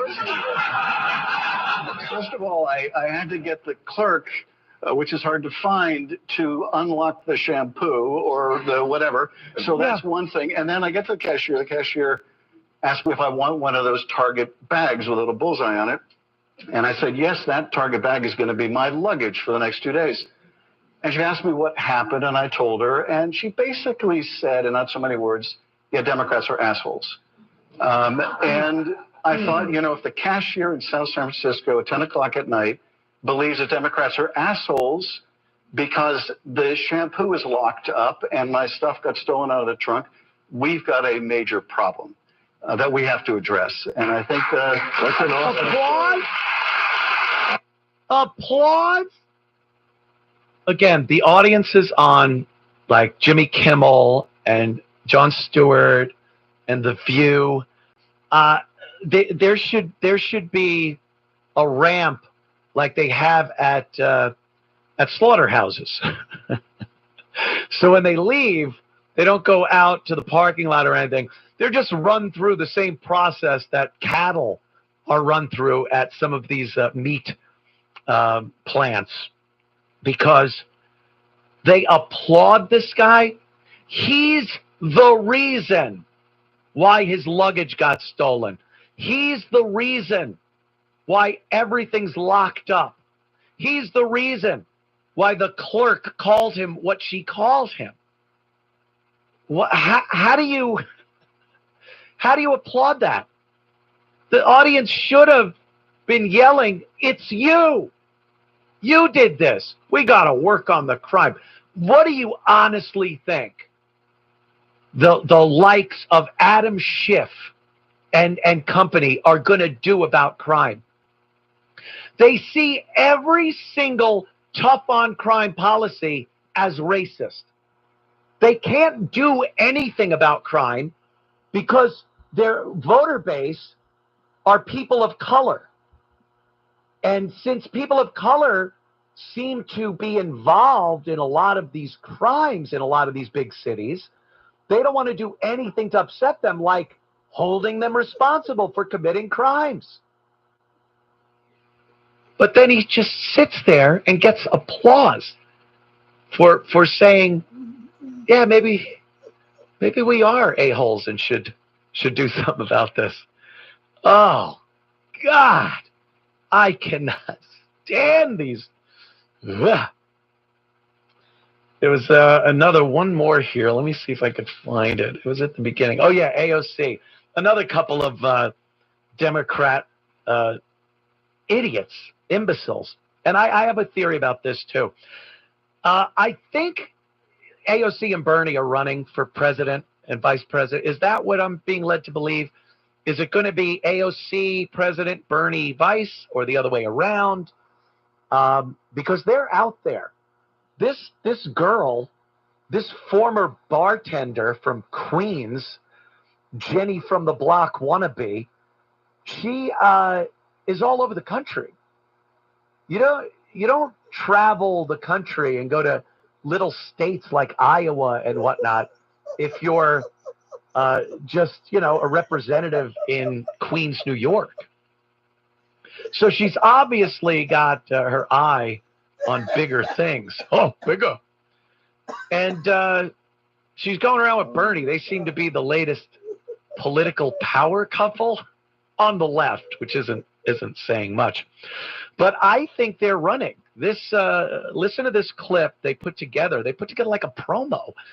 And it's AOC, she speaks a little, and then Bernie speaks, and there's a big crowd of the majority of the people they're talking to these days. Whenever Democrats go out to talk to people, whether it's that idiot Walls or any of them, they're speaking to boomers, mostly boomer women. It's a lot of these elderly white women that wear their gardening hats, and they're just applauding. They love this. They love it. No one with any sense is listening to them. So here's AOC and Bernie. Let's listen to this clip of them. It's a promo for a presidential run.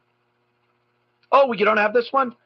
Oh, damn. I just had. Boy, they've been getting rid of a lot of these clips.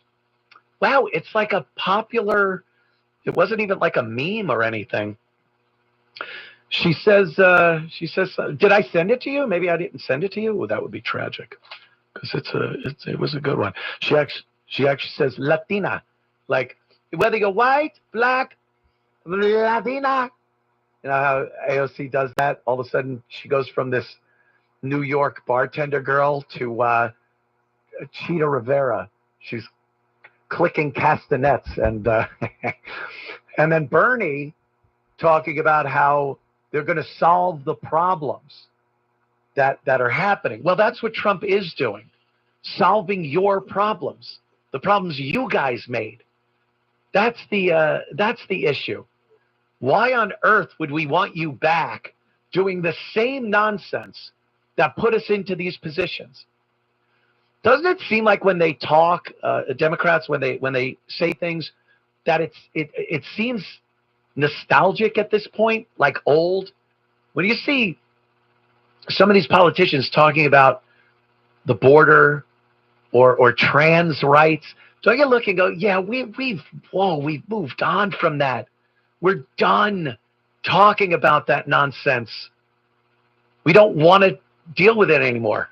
We got rid of it. Trump got, the trans rights in the military and the DEI stuff and this every other month. The White House has to put a flag out or recognize this. I hear Trump is bringing back Columbus Day. In this house, Columbus is a hero. Christopher Columbus discovered America. That's right. He could bring back Columbus Day instead of Indigenous People Day. We've had all these things taken away, and I'm sure eventually more Democrats will get in, and they'll just screw it up again and take away Columbus Day, and we'll have to have transgender or drag queen story time for the kids. But the truth be told, it seems old now. It seems like people had it. But when you see AOC and Bernie up talking about how they want to fix things, we're still fixing it. You wrecked it. Like a woman drives a car, let's say, and rams into the curb and screws the whole front end up. And then the mechanic gets up and he's fixing it under there. And the woman comes in and goes, hey, well, I want to take care of that car. I'm going to fix it and make sure. He's like, no, we're still fixing your screw up. We don't need you. Please go away. Have some coffee. Make the men some coffee. We'll take another call. My throat is so screwed today.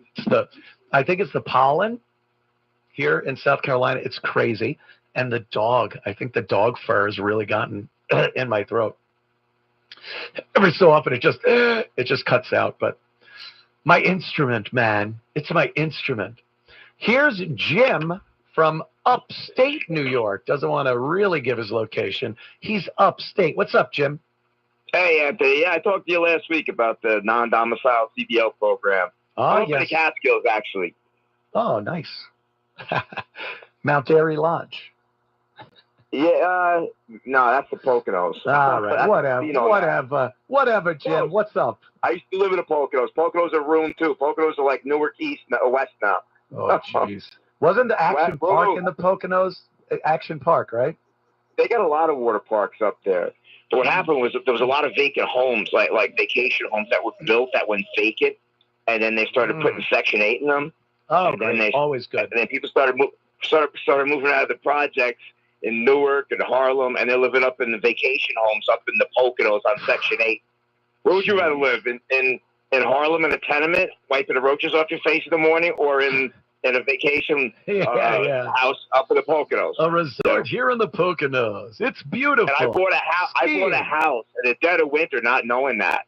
And then come summertime, the pool looks like the Newark public pool. Yeah. I'm not a racist guy. I'm not. I still like my house getting robbed. Of course not. I hear you. No, it's not racist to not want to be robbed or have your house broken into. Or the house got broken into when I wasn't there, and then they tried breaking into it when I was there because my car was in the shop, and they tried jimmy to open my sliding glass doors on my deck. Yeah, and I seen they'll do that. Two guys running into the woods that didn't look like me. You know what I mean? But anyway, yes, Jim. I called initially about the DEI, and it's just rampant. I mean, I got a lot of friends that are, cops, retired cops. Sure. But and I know it's hard after Black Lives Matter riots, to get cops at this respect. But they're like hiring anybody to be state police now. Like any ethnicity, short, fat, You know what I mean? Tiny. You know, I talked to a state trooper on a throughway at a rest area. This guy was literally 5 feet tall, fat, big thick glasses, cross-eyed with an African accent with a lisp. I mean, what else can you check off? Yeah, what else can you check off? You see the videos, Jim. It's astounding because they are incapable of doing the job. Like, they need a real cop to come over to assist them when they try to make an arrest or get control of a situation. So what good is it if you need a real cop to help you for you to be on the job? You're wasting space. You're wasting a job that one of these real cops could have, where you wouldn't need 2 guys. State police used to look like Dudley Do-Right. You know what I mean? Yeah. Like I said, when you see 2 cops at night, they'll ride 2 cops at night because it's dangerous. When you see 2 in the daytime, they're usually training one. You know what I mean? Because usually they run single in a car. But they're all like, you know, little fat black women, little fat, you know, Spanish women, skinny little Filipino guys. I had a guy who was literally 100 pounds, 5 foot tall, pull me over. He's a Filipino state trooper. You know, I was like, I'm not paying this 100-something grand a year and a big fat pension to protect me and my family. You know what I mean? Yeah. Like, I'm a 5'8" white guy. I can't be an NBA star just because I want to be. You know what I mean? I'm not. The mistake they make is that, look, me and you and most people respect the law. We respect the uniform, the car, the person in it to an extent. But the people that do not respect the law are not going to not attack a cop or fight a cop just because they understand it's illegal to do it. They're going to look at a slight woman or a small guy or a big fat woman that can't even run, and they're just going to take advantage of that weakness in that. They don't respect them. So what good does it do? They seem to think everyone just sees the uniform and goes, oh, well, I guess I better get in line here and let this rotund Hispanic woman teach me a lesson. But it's not the case. That's why a lot of people are put in danger. It's, again, another thing where their lives are put in danger by thinking you can have these people that are not qualified to be cops on any force. Right. And real quick about AOC, too. I read an article about her. She's like a manufactured entity. Oh, yeah. There was this wealthy Indian tech guy who wanted to primary the guy who had the position before her, the incumbent. And he put out like this casting call. Hundreds of people answered.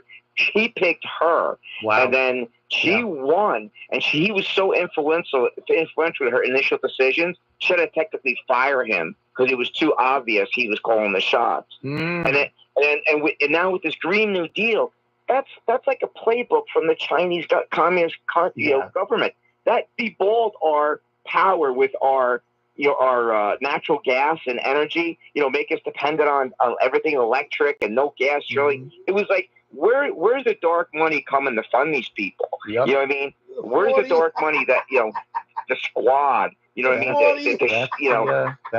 There's dark money behind them to upend this country that people don't realize. You know, they think they're just fighting for the common man and this and that, and they're not. No. And the same thing It's obvious. With the Ukrainian war, real quick, that's such a complicated issue. We had a weak, corrupt moron in here that Putin played like a fiddle. Well, he gave Putin the signs to go. First of all, he set Putin's hairs up on his neck when he was talking about letting Ukraine get into NATO. Yeah. That's when Putin started forming the troops on their border. Yep. And then Biden says, well, if it's just a small incursion, that was the go word. That was the go word. And now you got this corrupt ex-comic, president. Not only one of his right-hand men, Zelensky, was on the border for Burisma with Hunter Biden. Yeah, that's the Hunter Biden and the money that was exchanged. Right. Yeah, of course. It's all a criminal enterprise. Yep. I have a friend who's Ukrainian, and his family left there. They had a business there. He said it's the most corrupt society you could possibly imagine. You got to pay everybody off. People religiously, they tape each other's phone calls in case they have to use it against them. And so it's a blackmail thing. Amazing. It's a horrible thing what happened there, but so much money is getting stolen. Yeah. Billions of dollars are getting stolen. You hear these rumors of like Zelensky's wife going on a $500,000 shopping spree in Paris. They think he's it's buying mansions through other people in the United States. I wish Trump would claw this money back. If he tries, they'll call him Putin's puppet, and that's just it's what they've done. Jim, I got to go, but thank you for the call, man. Thanks, Andy. Take care. Good job, my friend. Yeah, it's true though. It's a cluster F is what they call it. F being that word. Let's take a quick break, and then we'll come right back with the Anthony Cumia Show.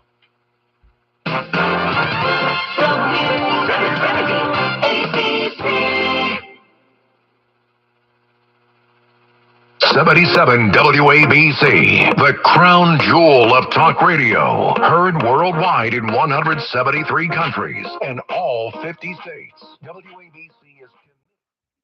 Anyway, you just heard it, WABC. Chris C, hello. La migra, yeah. Pennsylvania is only above, good above Route 80 where the Amish, Eastern, what is it? Yeah, is it Western Pennsylvania? Yeah, I know. Yeah, anyway, of course. Anywhere away from the big city, in other words. Exactly. Statistic like 2 out of 5 people are unhappy with their job. That's a lot. Mount Airy Lodge, yeah. My sister-in-law has a house in the Poconos. They're from Long Island. They live in Long Island, but they recently bought a second house in the Poconos. So one day we're gonna go visit. One day we're gonna go there. I'm dying to see that house in the Poconos. Always no. So at least you can say at the end of it. And last year I went to we took our son to Hershey Park. So we went to Harrisburg. We stood there. We had a hotel in Harrisburg. And then we went to Hershey Park. We took our son there. Hershey Park. Hi, it's Cousin Brucey with a poem about the WABC store where you can get jackets and bags and mugs and so much more. Buy great books from your favorite WABC host, or maybe it's the WABC hats you'll love the most. Leggings and jerseys and towels to keep you dry. Cousins, go to WABCRadiostore.com and order on the fly.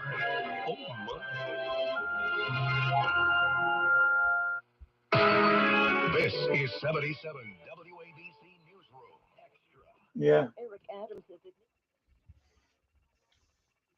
But we only went to like the chocolate factory and stuff like that. Like we didn't go to the amusement, like there's rides and stuff like that. We didn't do any of that. We just went to like the chocolate factory. A high impact. The so-called chocolate factory. It's not a So we all did our own bar. It was nice, you know what I mean? Like it was nice. NYC Reads and NYC Solves is helping students read and do math better. It is our responsibility to build strong readers and mathematicians at every age. Imagine having a digital photo. I mean, because I have TikTok, so I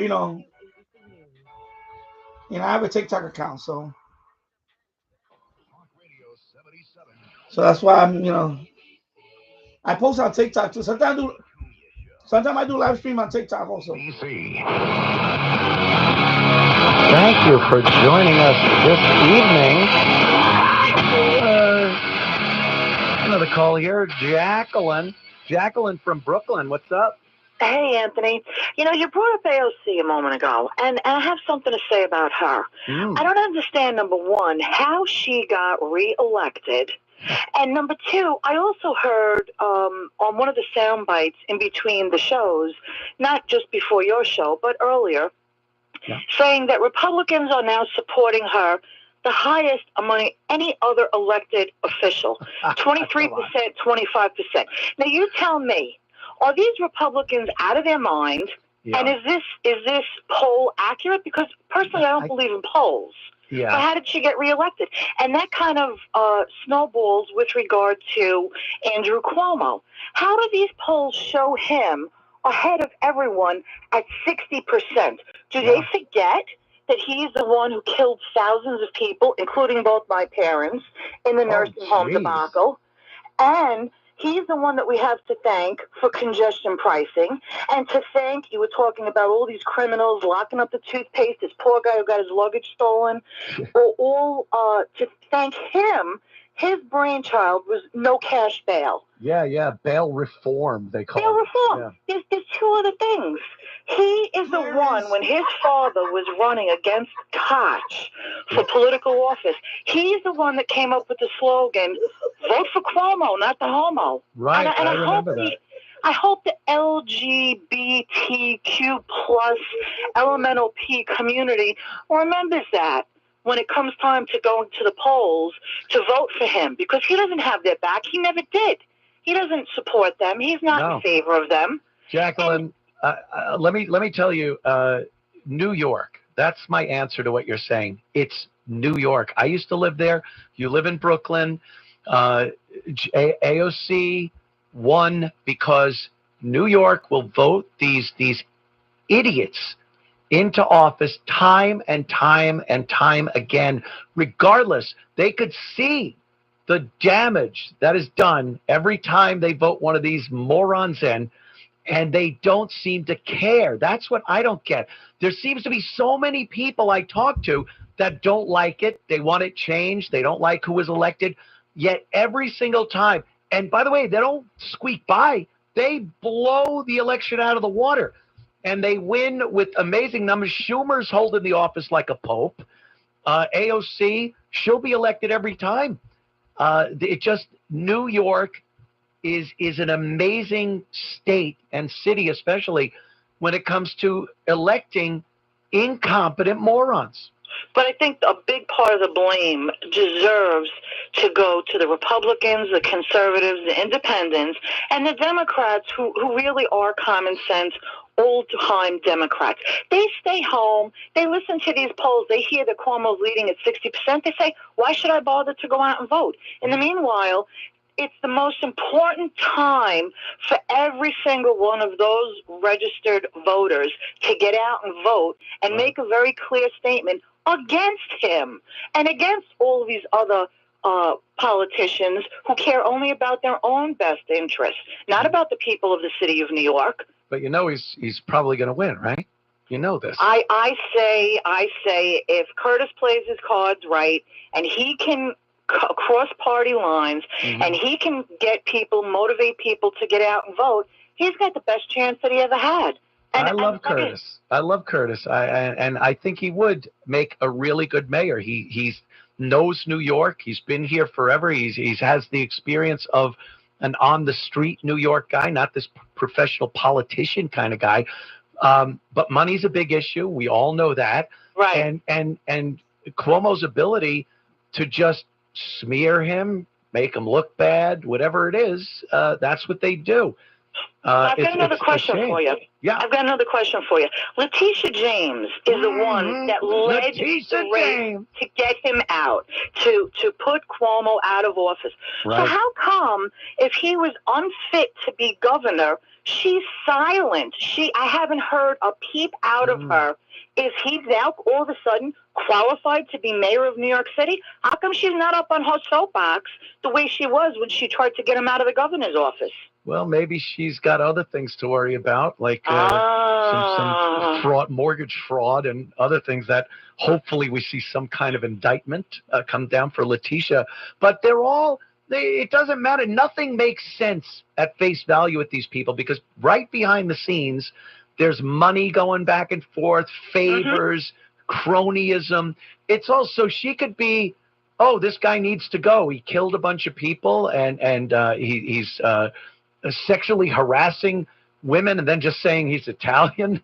And then she's clamoring to get him out, and now she's fine with it because people came to her and said, look, you don't have to cheer him on, but don't you say anything bad. And she goes, well, what's in it for me? And then she gets a little something. There you go. Yeah. People need to wake up. Wake up. Welcome to Alice in Wonderland's world. Yep. Thank you, Jacqueline. Thank you, Anthony. There she goes, Jacqueline. My little caller friends. I remember when I used to listen to the AM radio in the car with my dad, and you'd listen, and the host would take a call, Bob Grant, and he'd be like, "Oh, I know this guy," and then him and Bob would talk like friends because he knows him from the phone. I don't know how the hell I ended up here, but it's pretty cool. It is pretty cool indeed. Well, Letitia James, you're talking about her. There's Jasmine Crockett, as you know. Jasmine Crockett is she's been bad-mouthing the United States of America, bad-mouthing Donald Trump, and, of course, Elon Musk. And to have this woman, she's a wannabe gangster, which is hilarious. When you hear her speak years ago, when she got out of college and was pursuing a career in the law, she sounded amazing, very articulate. She wasn't using slang terms. She certainly wasn't using an urban vernacular. She was very coherent. Well, nowadays, she's like, she got to throw a little inner city slang in there and kind of sound more black, I guess. She was on the Jimmy Kimmel show. That is where blithering idiots collect and speak of complete nonsense. Jimmy Kimmel. So Jasmine Crockett went on the show, and she's calling Elon Musk an idiot. Now, you might not like Elon, but idiot, really? Have you looked around? So listen to Jasmine talking about Elon. Level of incompetence is almost like incomprehensible. It is so bad. And when you bring up the idiot known as Elon Musk,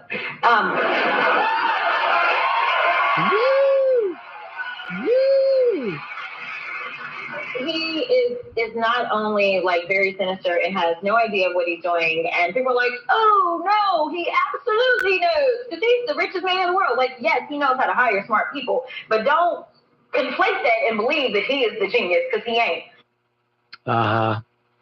Woo! Another audience that needs the ramp and the conveyor belt and the spinning butcher's knives because I can't imagine those people are doing anything to better the country or the entire planet. The audience at Kimmel. So Jasmine Crockett calls Elon an idiot, says he doesn't know what he's doing. He's rich, but it's other people that made him rich, I guess. I don't know. You look at Apple and Steve Jobs, and you saw a visionary, a man who knew how to hire the right people, get an idea turned into reality. That iPhone, man, it's every so often I watch that keynote speech that he gave back in, I believe it was 2007, when the iPhone first came out. And it's just fun to watch. It's exciting. I know I'm a nerd. I get it. But it's exciting. And he had an idea, and he hired people that had ideas and solutions. And they got together, and they worked at it and made this amazing device that everyone would turn around if you were 10 miles from your house on your way to work if you forgot it at home. Elon is very similar to Steve Jobs in that respect with Tesla. He's an idea guy. He gets these, he can imagine that there is a viable car that runs on electricity. It's not just some weird device that no one would use, but look, we got a prototype or something. It's amazing. SpaceX. Hey, we're going to put things in space. What? The government does that. But private companies don't put things in space. We want to do it. Let me hire the right people, and we'll figure out how to do it. We're going to recover booster rockets. They're going to miraculously land where they took off from. Just astounding. Starlink. How many government agencies, our own, by the way, here in the United States, but in the world, how many? We're talking about high-speed internet access everywhere on Earth. Starlink and Elon did that. And you could be in the middle of the Sahara Desert right now and get high-speed internet access. But Jasmine Crockett calls him an idiot. And the sheep, the cashew-brained morons applaud this woman for calling him an idiot. It's embarrassing. And this is your go-to? I have a theory about this. I do believe that that the real Democrats, not even good ones, I mean just the ones that are really in power, the ones that make the decisions, who's going to get the Democratic nod for president and who's going to get this job and that committee member, those people, they are letting these idiots run amok during the early, and even most of, I think, the Trump administration. You're going to see people like Jasmine and Maxine and all the rest of these idiots that Presley, the bald-headed one. You're going to see them speaking out, going nuts, bringing up the same old stuff like the woman on the phone said, LGBTQ and all the nonsense that lost them the election. Those are the people you're going to see for quite some time. That's a water After guy. a while, Those are water guys. you're going to see sensible Democrats come out and start addressing America. And the sole purpose will be of these idiots speaking nonsense for maybe 3 years will be to make any Democrat that comes out and speaks reasonably seem like a moderate. If you listen to these idiots, imbeciles, spouting their nonsense, their anti-American, just non-constructive, just blather, and a couple of Democrats come out in a couple of years and start talking about real solutions, and they could even be technically liberal ideas, they will seem like a godsend to the Democrat Party. What? He's talking about really a way to maybe fight crime?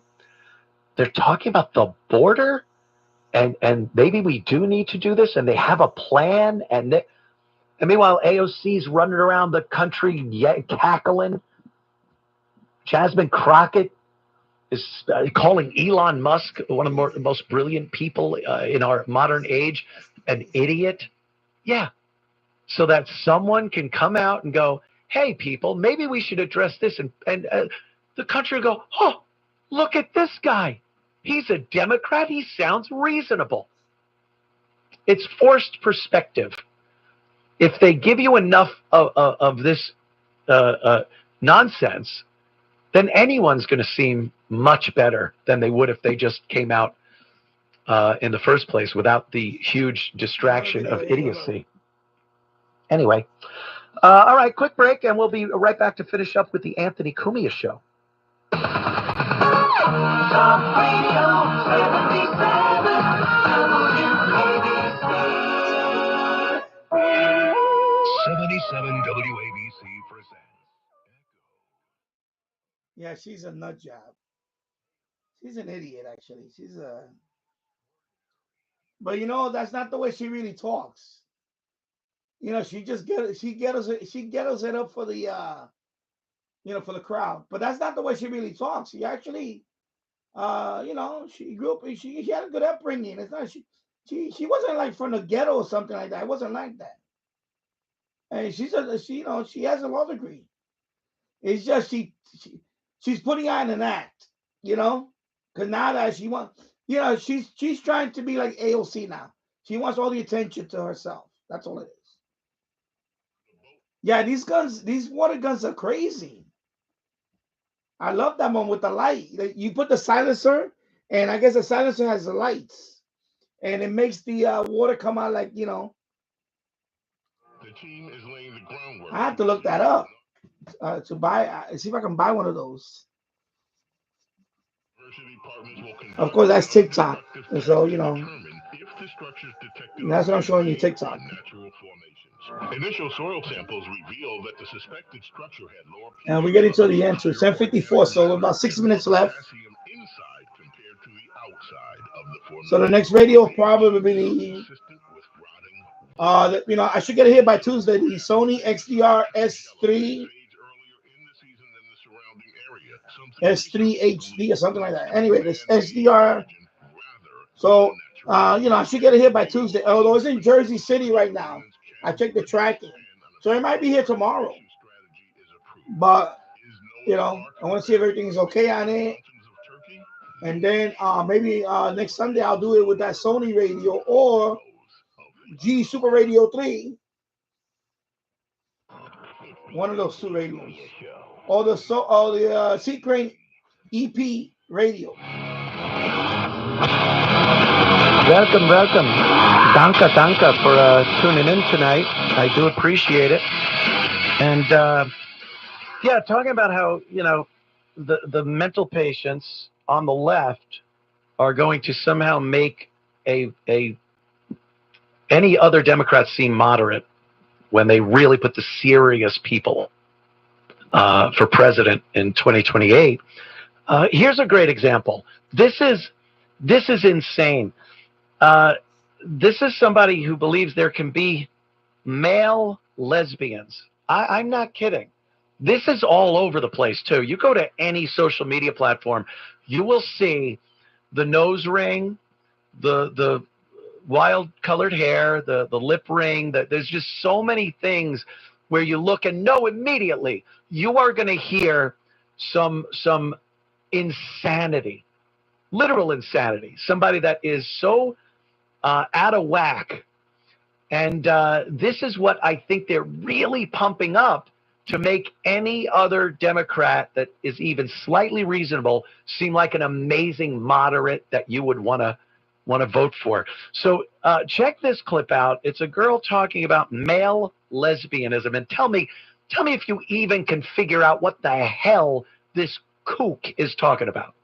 2025 and people still don't believe that non-binary lesbians exist. It is 2025 and people still don't believe that you can be a non-binary lesbian and be assigned male at birth and be a valid lesbian. It is 2025 and people still don't believe that you can use he, him pronouns and identify as a lesbian. Hey, I made a Venn diagram based off of this reel. Do you want to see it? Let's get started. Over here we have non-binary folks, and over here we have assigned male at birth, meaning they were born as men. Enough. I can't even take it anymore. I can't even take it. And it's my show. This is what's out there. This is not just like they don't think they're crazy. And the people around them that they surround themselves with, maybe go to school with, they don't think they're crazy. They must talk. I'd love to kind of maybe be a fly on the wall, because there's part of me that thinks when they're all together alone, that they kind of laugh like it's a work, like everyone's in on it. But I know that's not true. They are truly damaged people. Did you see the latest thing on that UK Big Brother?